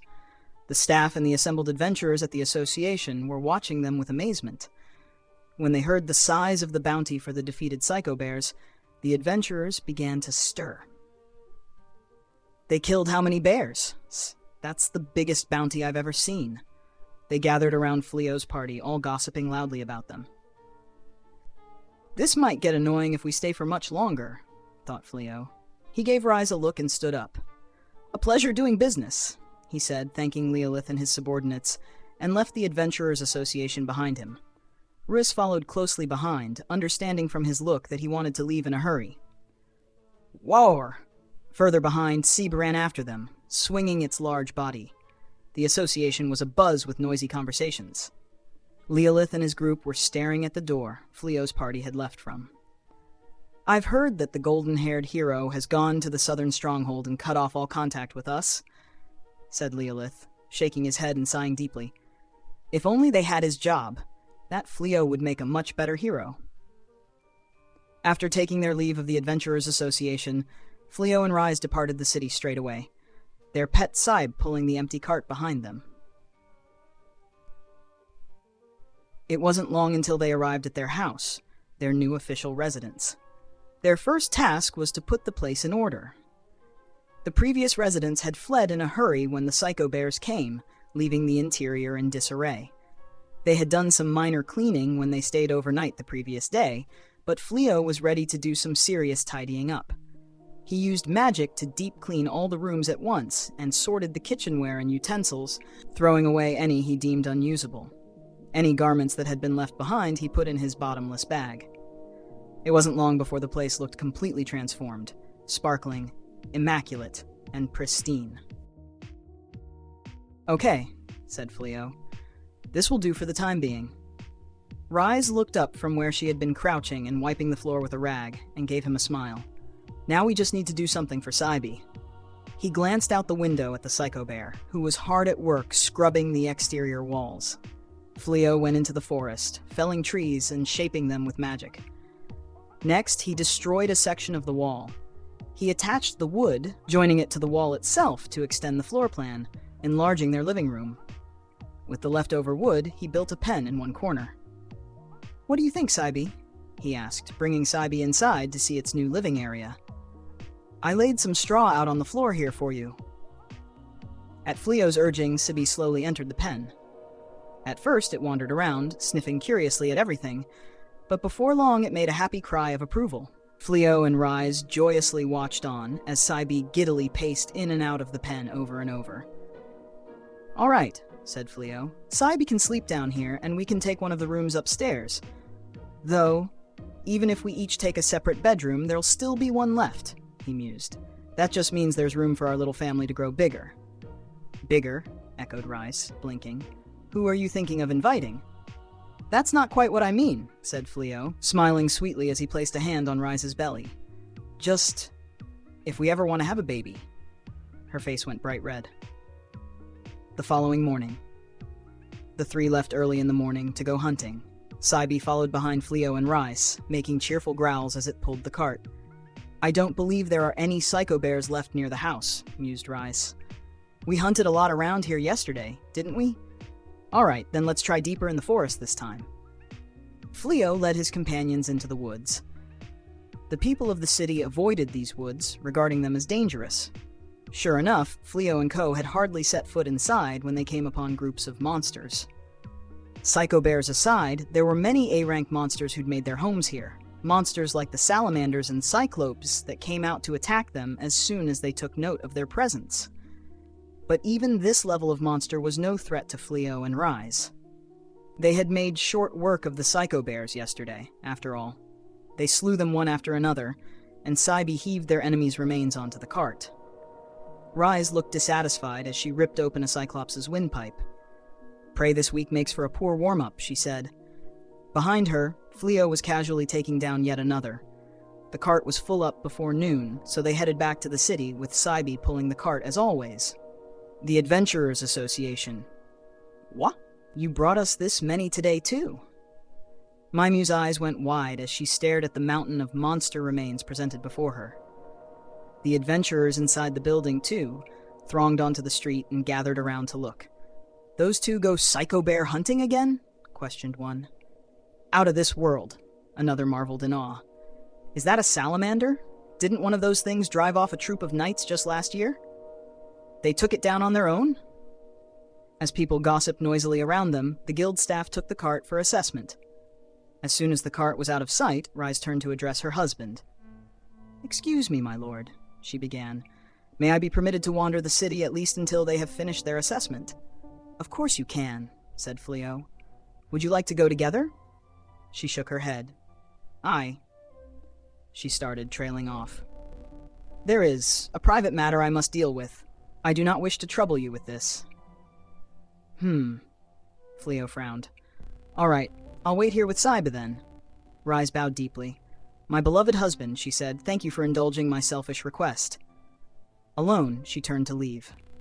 "Here it is," Rise muttered to herself, staring at the building in front of her. "The place Mimu told me about. To think I would be made to endure such shame. But it is all for the sake of my husband." Rise stepped foot inside the Milano School for the Culinary Arts. Flio was relaxing in the Adventurers Association with Saiba as he waited for Rise to return when Leolith appeared with a number of guild staff. "Mr. Flio," he started, "my apologies for the wait." He handed over another bag. "Psycho bears still give a 10 times bounty, of course. Furthermore, one of the monsters you brought us was wanted by the kingdom. Its prize of 1,000 gold has also been added to your reward." "Wanted by the kingdom?" Flio repeated. "Indeed, this salamander dealt a great deal of damage to the kingdom's knights a year ago." "Oh," Flio said, mildly surprised. "I see." He recalled testing out the spell Windcutter on a giant salamander, slicing it into 8 pieces with a single blow. Really? That salamander was supposed to be dangerous? Rise arrived right as Flio finished collecting his earnings. "Welcome back, Rice. Your timing was perfect. I was just..." But Flio was suddenly taken aback. "Reese, what happened to you?" Something had ripped and torn her clothing. There were smudges on her face, cuts all over her arms and cheeks. "Don't tell me. You were attacked? Was there a monster?" I, she sputtered. "No, it wasn't a monster." Worried, Flio quickly tended to Rise using recovery magic. Rise cast her eyes downward. "I never imagined that cooking was such a formidable endeavor." 1 month later. The family of 3 had settled into a daily routine. In the morning they would hunt, and then they would bring their full cart back to the Adventurers Association for a reward, then idle around the city for a while before returning to their house. Saibi was a very personable psycho bear, and before long it had become an object of adoration for the local children. One would see Saibi pulling its cart behind Flio and Rise and cry out, "It's Saibi!" summoning more children from all over to come gather around them. Saiba was always happy to let them ride on its back. "My lord, once again I must take my leave." Rhys faced Flio and bowed, and then turned to set out towards the city streets. For the past month, she had been diligently attending daily classes at the Milano School for the Culinary Arts, studying the very basics of cooking while Flio waited for the Adventurers Association to complete their assessment. The school was full of young women. Rice was among them, peeling vegetables with a deadly serious look on her face. Milano, the teacher, came over to her and beamed proudly. "You've improved quite a lot, Miss Rise," she said. "I can hardly recognize the girl who couldn't peel a patalpo without breaking it into little bits." "Oh, thank you, miss," said Rise, bowing deeply. "This is more fun than learning to use a sword was," she mused to herself, a smile creeping onto her face as she returned to her practice. "I wonder why?" The Adventurers Association. Her lessons finished for the day, Rise returned to the guild. Hello, Reese. Welcome back. I just finished collecting our earnings, said Flio, holding up a bag for her to see. Shall we find somewhere to eat before heading home? Forgive my forwardness, my lord, but may I prepare supper for us today? You want to cook? I do. Is that acceptable? All right, Flio answered. Then let's buy the ingredients you need and head home. Rise cheerfully nodded her head, happy to have permission. Eventually, the two would come to settle on a system where Flio and Rise would trade off cooking duties from day to day, but that's a story for another time. A few days later, Flio and Rise were on their way home from their regular trip to the Adventurers Association when they suddenly heard sounds of battle nearby. Flio turned his head. I think it's coming from over there. Flio and Rise moved quietly towards the sounds and came upon a knight and her party fighting against two psycho bears and losing badly. They were putting up a valiant effort, but the monsters were far too strong for them. Together there were four: a knight, a heavy soldier, an archer, and a witch. The two in back, the archer and the witch, seemed to lack combat experience. They were standing around panicked and confused, unsure how to support their comrades. The psycho bears would charge through and attack those two if they were given any chance, so the knight and heavy soldier were exclusively focusing on defense and were unable to counterattack effectively. Wait, thought Flio. That knight? He felt like he recognized her from somewhere. Then it hit him. That's the group that attacked Rise back when I first met her. Rise seemed to have noticed as well. She was glancing at the party with a subtly hostile expression. I see no need to involve ourselves in this, she said. Let's leave these people and go home, my love. Flio mulled over Rise's words. There was no doubt in his mind that if they left, the knight and her party would be destroyed. I mean, he said, feeling guilty, they're people I know, at least a little bit. Hidden in the shadow of a tree, Flio began to chant and invoke the spell Lightning. It struck with a loud thunderclap. What was that? What's going on? Startled by the sound, the knight began looking all around her. Hey, said the heavy soldier, pointing. Hey, Balirasa, look. Before her, the two psycho bears who had been attacking them were lying collapsed on the ground, charred black. What in the world? The knight, Balirasa, stared at the dead psycho bears, uncomprehending. Well, whatever that was. At least we're saved, right? The archer uttered, speaking slowly. Beside her, the witch wordlessly fainted. Flio gave a quick check to make sure that none of the knight's party were injured, then quietly left. My lord, you are much too kind, pouted Rise. Flio grimaced. Oh, please don't be like that. Look, let's just go home and enjoy your delicious cooking. Okay, said Rise. I'll do my best. The two of them hurried home, engaged in a somewhat awkward conversation. When they arrived, they found two psycho bears burnt to a crisp outside the house. That trap is incredible, isn't it? Admired Flio. Lately, he had been supplementing the magic barrier around the house with a trap spell. If anyone were to draw near, the barrier would activate first, preventing them from entering. And if it was a monster who activated the barrier, it would immediately be struck with a lightning spell. Flio, Rise, and Saib, of course, were designated as exceptions by the barrier and could approach freely. Flio began moving towards the dead psycho bears to clean up, but Saib got there first. It ran forward with a roar and began loading them onto the cart. Thanks for the help, Saib, said Flio, patting the psycho bear on its head. Saibi rumbled happily, almost like a cat purring. While Saibi was bringing the loaded cart to the back of the house, Flio and Rise brought the ingredients for cooking and other items they had purchased in town inside. They were in the middle of their preparations when Flio's detection spells picked something up. Focusing, Flio sensed a number of humans approaching the house. Flio gasped in surprise when he saw who it was. That presence could only belong to the knight he had just saved and her party. He went outside, tilting his head in curiosity. Why are they coming here? What do they want? A look of surprise came over the knight's party as they caught sight of Flio standing outside the house. You Sir Flio? Flio regarded them with his usual cool smile. What brings you all here, he said. This is a dangerous place to wander about, with all the monsters. He opened a section of the barrier, allowing the knight and her party to come in. It's a shameful matter, I'm afraid, said the knight, stiffening up as she faced Flio. I would very much prefer if you didn't repeat this to anyone." Nonetheless, she began to explain her situation. "Perhaps you've heard, but some time ago the hero's army met a group of psycho bears in battle and was destroyed. The golden-haired hero was terribly angry. He shut himself in the southern stronghold and still refuses to come out. It seems he sent a letter to His Majesty saying, 'Although my abilities are phenomenal, the soldiers meant to support me are altogether useless.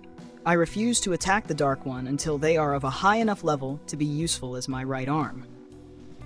His Majesty summoned all of his knights and commanded us to train until we can at least handle a psycho bear, as he put it." She hung her head and sighed deeply. Her party nodded their heads affirmatively. The plan was for the highest level knights to take priority in training.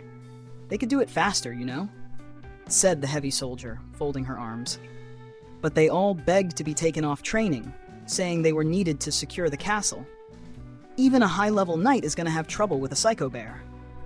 I guess in their minds, falling in battle against the Dark One is one thing, but they don't want to die training against some monster. She inclined her head forward. The archer, standing next to her, continued the story, gesturing with both hands. And then, thanks to the hero's army losing to the psycho bears, lots of people started thinking stuff like, "Wow, the golden-haired hero's pretty weak, right?" So, people are saying they don't want to throw away their lives for a hero like that. She hung her shoulders. Next, the witch picked up the thread, stepping forward and facing Flio. "And that's why weaklings like us are out here." All four of them sighed at once. "Among all the knights in their companies, we are the freshest batch," said the knight, looking Flio head-on despite her humiliation. "Of course, we haven't been neglecting our training, but even so, as we currently stand, we could not defeat even a single psycho bear between the four of us. Not long ago, we had the bad luck to encounter two of the beasts. There was absolutely nothing we could do against them. But just as we were on the verge of annihilation, they were suddenly struck by lightning." She pursed her lips, as did her companions. "It looks like they haven't realized that the lightning bolt was my spell," Flio thought, looking over the knight's party. He resolved to keep quiet about it. "By the way, Sir Flio," said the knight after she'd spoken a bit more, "what brings you to this forest?" "Oh, this house was abandoned by its former occupants, so we bought it for ourselves." Flio smiled coolly, turning to face his house. "My companion, my wife and I have been living here with our pet bear, hunting monsters to cover our living expenses. We've been here for an entire month, come to think of it." The knight's eyes went wide. "Excuse me? Your wife, Sir Flio, you're married?" She sounded betrayed, like this was some personal affront. The heavy soldier prodded her on the side, and she seemed to return to her senses. "What's wrong with me being married?" Flio glanced at the knight, confused. He had no idea what had caused her to behave that way, so he simply kept forcing a smile. The knight seemed like she was still in shock, so the heavy soldier spoke in her stead. "We actually came here because we thought there was an abandoned house in the area. We were done in pretty bad by those psycho bears, and we thought it'd be a good place to rest. I don't fancy camping with all the monsters about." Saying this, she craned her neck towards Flio. "Hey, Flio, I get that I'm being super impertinent, but can we stay here for a bit? We'll be happy even just staying in the shed. Don't want to be a bother to you or your wife." Flio hemmed and hawed for a moment, and said, "It's all right with me, but wouldn't you rather I send you back to the city with teleportation?" But at his words, the party's expressions seemed to darken. "Oh yeah, that would be great," said the archer. "But we're not supposed to go back until we've gotten results, you know?" She sat down heavily. Next to her, the knight nodded. She seemed to have finally calmed down. "Our orders from the castle were to return having improved, or not return at all. If we can't at the very least defeat a psycho bear between the four of us, we will not be allowed back." She sighed. At this point, Rise stepped out of the house, smiling. "I suppose then that the two of us had best sleep in the living room tonight, beloved," she said. "Really? You're fine with it?" "Of course I am. It wouldn't do for us to ignore people in need," she responded and gave another smile. "If my husband says it is all right, then as his wife, I must abide by those words. Yes, as his wife. She put an unnatural amount of emphasis on the word wife as she spoke. Rise must be happy that I introduced her properly as my wife this time, thought Flio, gazing at her. Last time he had chanced upon the knight's party among the hero's forces, he had simply said, "She's with me." He recalled that this had upset Rise rather badly. Flio and Rise showed the knight and her party into their house. They entered, politely thanking the couple. But as they stepped into the living room, they stopped in their tracks, staring wide-eyed at Saibi. "What?" exclaimed the knight. Saibi was sitting in a corner of the room, wearing overalls and playing with a ball. The party cowered before it, knees shaking in fear. "Is that a psycho bear?" "No." "What's one of them doing here?" The knight and the heavy soldier rushed to draw their blades, but Flio stepped in front of them, standing beside Saibi with a casual smile. "There's no need to worry," he said. "This psycho bear is our pet. Its name is Saib." He affably clapped Saibi on the shoulder. Saibi struck a pose, flexing with both arms, and then lay down on its side like it did for the children in the city. "Your pet?" The knight's party sat down feebly, afraid to move, cold smiles on their faces. "Ah, well, I guess it's kinda cute." Rise served the party tea, and they gradually seemed to calm down. One by one, they introduced themselves. "My name is Balirosa," said the knight. "My family, well, you could call them nobility, but in truth that would be in naught but name. Fallen nobility, if you will. As the eldest daughter, I have devoted myself to chivalry, in hopes that I may one day restore our fortunes." "And my name's Blossom," said the heavy soldier. "You can probably guess, but I'm a heavy armor knight. Don't take me lightly for being a woman. I built up these muscles working on my family's farm. I got to know Balirosa when we were classmates at the Knights Academy, and we've been together ever since." The archer spoke next. "Oh, I'm Baleri. I'm like an archer. I was a stable hand at the castle, but I'm pretty skilled, right? So they asked me to go with the army. At some point, they gave me a bow to use. Anyway, I'm like totally a newbie. Nice to meet you." "Bellano," said the witch, bowing politely. "I'm a witch." After they made their introductions, Flio saw to the party's wounds, healing them with magic. "By the way, Bellano," he said, "you use magic, don't you? Do you not know any healing magic?" I'm a defensive magic specialist," she replied, embarrassed. "That's the only kind of magic I can do." "I hope that wasn't rude to ask." Flio pondered. He faked the best smile he could and addressed the whole party. "Regardless, you've had a rough day, haven't you? How about we all have some dinner? Get some rest." Blossom raised her right hand to speak. "Actually, there was something I wanted to say. We don't want to be any bother to you two, so we'll be fine sleeping out." "Huh?" Her eyes drifted towards the window when she saw something that made her recoil in shock. Outside, there were two psycho bears charging towards the house. But as they drew near, they seemed to reach some sort of barrier, unable to come any closer. The next instant, a lightning bolt struck with terrible violence, Flio's magic trap. It hit the two psycho bears, charring them black where they stood. Slowly, they fell to the ground. "Flio," said Blossom slowly, "does that happen a lot?" "It does," Flio responded, matter-of-factly. "Usually when we wake up, there are 5 or 6 of them out there, caught by the trap." It took a moment for Blossom to respond. "Like I was saying, we'll be fine sleeping in just the very edge of your living room, but would you mind if we stay indoors?" She bowed several times, fervently entreating them. After dinner, Flio turned towards Balirosa's party. "All right, let's get your beds ready," he said, moving in the direction of the window. "Sir Flio, are you truly going to let us sleep in your bed?" said Balirosa. "We will be happy to sleep on the floor so long as we have cushions." But as she was speaking, Flio faced the forest and cast a spell. Tree after tree fell, but they never hit the ground.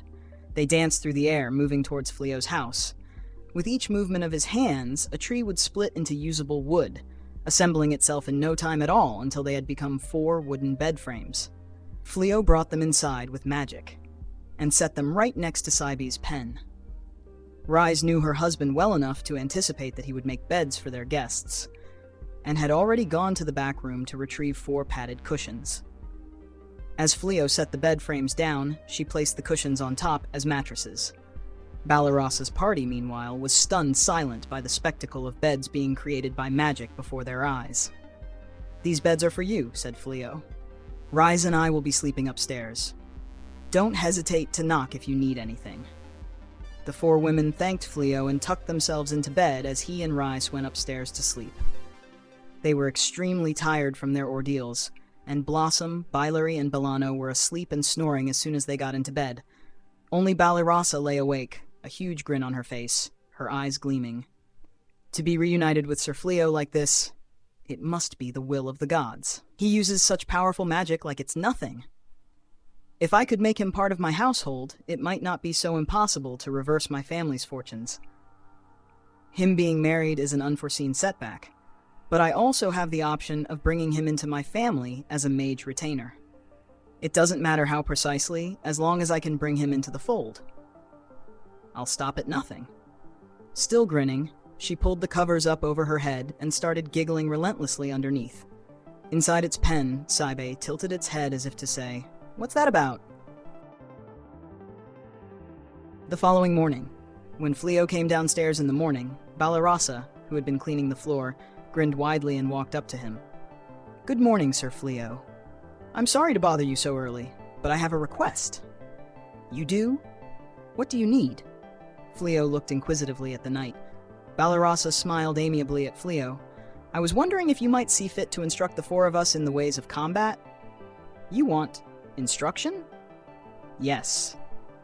It brings me great shame to say it, but we simply lack the strength we need. As things stand, we will never become strong enough to slay monsters.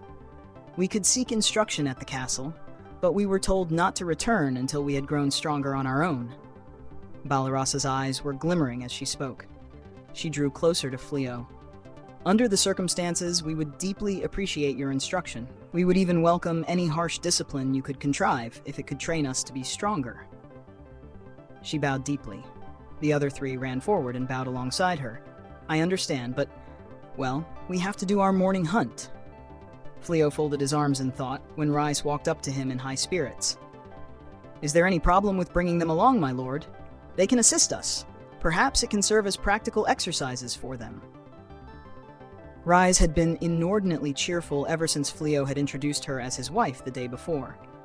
Even now she was grinning as she spoke. "We'll do our best not to get in your way," said Blossom, bowing again. "Please, we need your help." "Well, if Rise wants to bring you along, I'm not going to contradict her," said Flio. And so he reluctantly found himself accepting their request. Sometime later, Flio and Rise, along with Balirasa's party of four, set out for their usual hunting spot deep in the North Forest, with Saiba following behind them pulling the cart. It was difficult to navigate with everyone together, so they decided to split up. Flio took Balirasa and Blossom, while Rise took Bilary and Belano to carry out their hunt separately. The Adventurers Association Midday. "Today's a little on the small side, isn't it?" Mimi was craning her neck, looking over Saiba's cart. On most days, their trophies would be piled higher than Saiba's head, but today, there were hardly any. "There were some special circumstances we had to deal with today," said Flio, straining to keep a smile on his face. "I see. I suppose even you have days like that." Mimi was assessing their kills as she spoke. Flio and Rise decided to grab a late lunch at a restaurant in town after they were done with the guild. They left Saibe, happily chewing on a chunk of meat outside with the cart. Before long, a crowd had started to gather, chattering happily and looking at Saibe. "Flio and Saibe are so cute, aren't they? Look, it's really enjoying its meat. Saibe always cheers me up." Saibe, it seemed, was gradually becoming the city's idol. The mood inside the restaurant was much less cheerful. Rise sighed heavily where she sat facing Flio. "Those two, I had no idea they would be so miserable at this," she said, and sighed again. "Was it really that bad?" "Bad. Hardly begins to cover it," Rise said, and began to relate the events of the morning's training. She started with Bilary. First, when they encountered a psycho bear, Bilary hid in the shadow of a tree and loosed an arrow at the monster, but the arrow just bounced off its hide and fell harmlessly to the ground. The psycho bear hadn't even noticed that it was hit. It just kept walking. That was how weak her shots were. Bilary was only equipped with a normal short bow, so it was no surprise that her arrows lacked the power to pierce a psycho bear's thick skin. At first, Rise had assumed that she must be planning on enchanting the arrow to give it enough force to hurt a psycho bear. But as she watched, Billeri simply fired a normal arrow with her normal short bow to absolutely no effect. "Is there a reason you aren't enchanting your weapon?" Res asked. Billeri looked surprised at the question. I can't use any magic," she said. Res went white. "Without an enchantment, that bow isn't going to do anything," Rise said, and handed the girl a crossbow she had brought along. But Billeri was unable to even lift the weapon. Miss? This is, too heavy?" As for Bellano, Rise had asked her what kind of spells she could cast, and the witch began to count them off on her fingers. Defense-boosting spells, status recovery spells, barrier spells. At first, Rise had thought that it was a fairly impressive number, but as Bellano continued to list them off, she gradually began to feel a sense of unease. "Bellano, defensive magic is all well and good, but could you tell me what attack spells you know?" Bellano went silent and seemed to freeze in place. She stood there for a while, frozen, until finally she said a single word. "None." Rise once again went white. Bellano told her that she could use defensive magic on par with an A-rank spellcaster, but no matter how hard she tried, she hadn't been able to master a single offensive spell. Moreover, the amount of magic power in her body was uncommonly low, and she could only cast a few simple spells before running out. "It sucks," she said, looking like she was about to vomit. "This whole situation sucks." Rise sighed deeply as she finished her story. "It sounds like you had a rough time," Flio said. "But Balarasa and Blossom were something else." He smiled bitterly as he launched into his account. Balarasa was as skilled with a sword as one might expect from a fighter of noble birth. But she would insist on announcing herself to the psycho bears, wasting time with preliminary remarks like, "Come, I shall be your opponent." Moreover, every time she would swing her sword, she would go into unnecessary poses, like she was doing some fanciful sword form. Her skills were not suited to a serious battle with life and death on the line, but stage fights and martial arts exhibitions. Psycho bears would attack her while she was still announcing herself, and she would be forced to flee, shouting, "Wait, see coward, this is not chivalrous conduct." Even when she was lucky enough to finish her entire introduction and strike the psycho bear with her sword, her stage fighting techniques were unable to scratch its hide. Blossom, meanwhile, fought using a greatsword befitting a heavy soldier that was the length of her body, and attacked the enemy directly using her entire body to deliver a strike with fairly impressive destructive power. However, her habit was to strike downwards using the momentum of her blade, a technique that had absolutely atrocious accuracy. Psycho bears were faster than they looked, and had no trouble avoiding her attacks. In fact, over the course of the entire day, she had not landed a single hit. In fact, many times her foes would attack her while she was cutting through empty air, and she would be forced to drop her sword and flee, shouting, "What? Idiot! Wait until I'm ready to attack again, you coward!" Flio and Rise both had to devote their efforts to saving their charges from getting themselves killed, and as a result fell behind their usual pace. When they finished relaying their stories to each other, both heaved powerful sighs. "This is going to be more difficult than we thought, isn't it?" said Flio, but Rise shook her head. "It's not that it's difficult, my lord," she said, sighing again. "It's clear that they have no potential at all. If I had known, I would never have urged you to take them on." Flio's house, Flio, Rise, and Saib returned home once more. When they had left for the city, Balarasa and her party were passed out in their beds, exhausted from fighting the psycho bears. But when they opened the door, they were greeted by a grinning Balarasa wiping the floor clean with a rag. "Welcome home, sir. Welcome home, madam," she said, interrupting her cleaning to welcome them properly before she got back to work. "I hope you will allow us to do at least this much to repay you for your kindness." Blossom was in the garden behind the house, which Flio and Rise had never bothered putting in order from being ransacked by psycho bears, tilling the soil. She was swinging the hoe like an expert, preparing the earth for cultivation. "I come from a farming family, remember?" she said, smiling. "This kind of work is my specialty." Billeri was outside, too. It seemed like she had been helping Blossom with her work, but when Flio and Rise checked on her, she was resting under a tree, exhausted from the heavy labor. She must have really been trying to put some muscle into it. Bolano was poring over the grimoire she carried in her own bottomless bag, diligently reading every chapter on offensive magic and repeating various exercises. Flio and Rise glanced at each other. It seemed like the four were doing their best to make themselves useful, or else training to compensate for their weaknesses. "I suppose there's no harm in taking a few more people along on our hunts," said Flio. "I suppose not," said Rise. "They really are doing their best, such as it is." And so, Flio and Rise resolved to look after Balirossa's party for some time longer. Flio and Rise continued to bring Balirossa, Blossom, Bilary, and Bolano along on their daily hunts. As the days wore on, they began to encounter gradually fewer psychobears, and had more opportunities to fight other monsters, especially cyclopes. Balirossa's party did their best, but they still were no match for the monsters, and Flio and Rise would be forced to clean up after them every time without fail.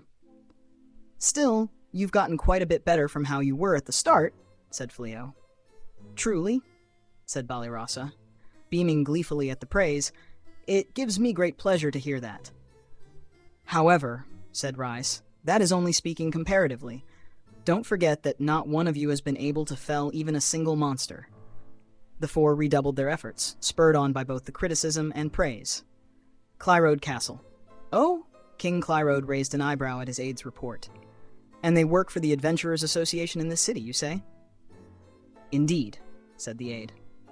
"It seems that they live by a forest known to be inhabited by monsters, where they hunt dozens of A-rank bounties a day." The king made a throaty noise as he turned the information over in his head. Then he lifted his gaze towards the aide and said, "Very well. Send a message to the Adventurers Association. Have it known that I would like to employ these adventurers as mercenaries under the direct employ of the kingdom. They will work as the hero's subordinates in the interests of Clyrode." "Understood, Your Majesty. Your will be done." The aide bowed once and hurried out of the room. The king watched the aide leave, let out a deep sigh, and then turned his head to look out the window. In the distance past the castle walls, he could see a fortress nestled in a mountain pass. Even now, the golden-haired hero was shut up in that fortress, refusing to emerge.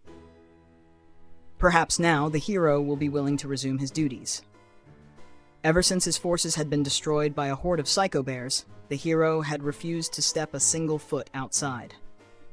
King Clyrode had sent message after message urging him to do battle against the Dark One, even humbling himself in supplication, but the golden-haired hero simply would not listen, even refusing to meet with the king. "I will not," the hero had proclaimed. "Not until you give me an army made up of soldiers that can take on some psychobears."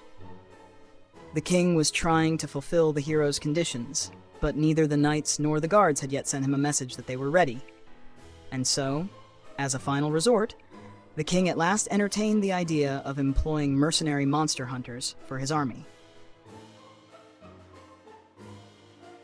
The Southern Stronghold. "My lord Hiru! Perhaps you've had enough to drink." "I don't want to hear it." "Tsuya, didn't the king order you to see to my needs? Then do as I say." The golden-haired hero passed the cup he was holding to his attendant Tsuya, who was sitting next to him. She reluctantly filled it up with alcohol. All around them were an array of plates of food, bottles of liquor, and an incredible amount of fresh fruit. The hero laughed uproariously. "Tsuya, you should eat some too. The king gave us all these gifts to try to get me to go fight the Dark One.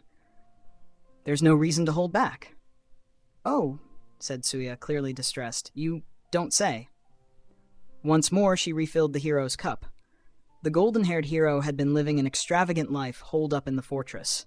He had been sending demand after demand to the king, for liquor, for food, sometimes even for women, anything he could think of to make his life comfortable. King Clyrode had no desire to allow the hero to continue his indulgent lifestyle, but was afraid of the repercussions of crossing the man he himself had appointed as the official hero. Some in the castle were of the opinion that they should strip the golden-haired hero of his title and give it to a newly summoned hero candidate. But the king was afraid that if they did so, the people would hold him responsible for appointing the golden-haired hero in the first place. Therefore, he kept silent and acquiesced to the hero's demands, reasoning that he could do nothing but wait for him to set out on his quest. Clyrode Castle, the following day. Your Majesty, the aide said, we've received a reply from the Adventurers Association. King Clyrode sprung up from his throne in excitement, grinning expectantly. Oh ho, already? Then, when are those adventurers coming to the castle? But the aide hesitated. He looked like he had swallowed a bug. Said King Clyrode again, his smile undaunted. Do they want money up front? That's no matter. I hereby give permission to pay them however much they ask. The aide, however, seemed to have broken out in a cold sweat. Slowly he opened his mouth to speak. Well, actually, the adventurers in question seem to have refused. They what? The king was incredulous. It seems that they were not interested. How can that be? They're nothing but adventurers. They could earn far more money and far more fame in our employ. How could they not be interested? King Clyrode grumbled, then sat for a while in silence. Flio and Rise were on their way home, having received their regular payment from the guild. Was it truly wise to refuse the offer from the castle, my beloved? Asked Rise. Oh, said Flio. That. He smiled coolly. Remember how I was driven from the castle as a failure? I might have used magic to change my appearance, but even so, I'd rather not go back there if I can help it. Rise folded her arms and shook her head. I don't understand what's wrong with the people at the castle, she scoffed, disbelieving. To deem you a failure. But that blonde guy they made the hero, he had really incredible ability scores. I couldn't have beaten him in a million years. You mean when you were level 1? As you are now, my love, you could defeat even the god of the underworld, let alone the Dark One. Hey, hold on, Rise, Flio said, laughing. I think you're giving me a little too much credit. Rise gazed lovingly at her husband. My beloved, she thought, for all your strength you remain modest, never boastful. Truly, I have married a wonderful man. What's the matter, Is? Flio said, noticing that she was staring at his face. Nothing, said Rise, drawing closer. Nothing at all. The two of them continued home, Rise clinging affectionately to Flio's arm.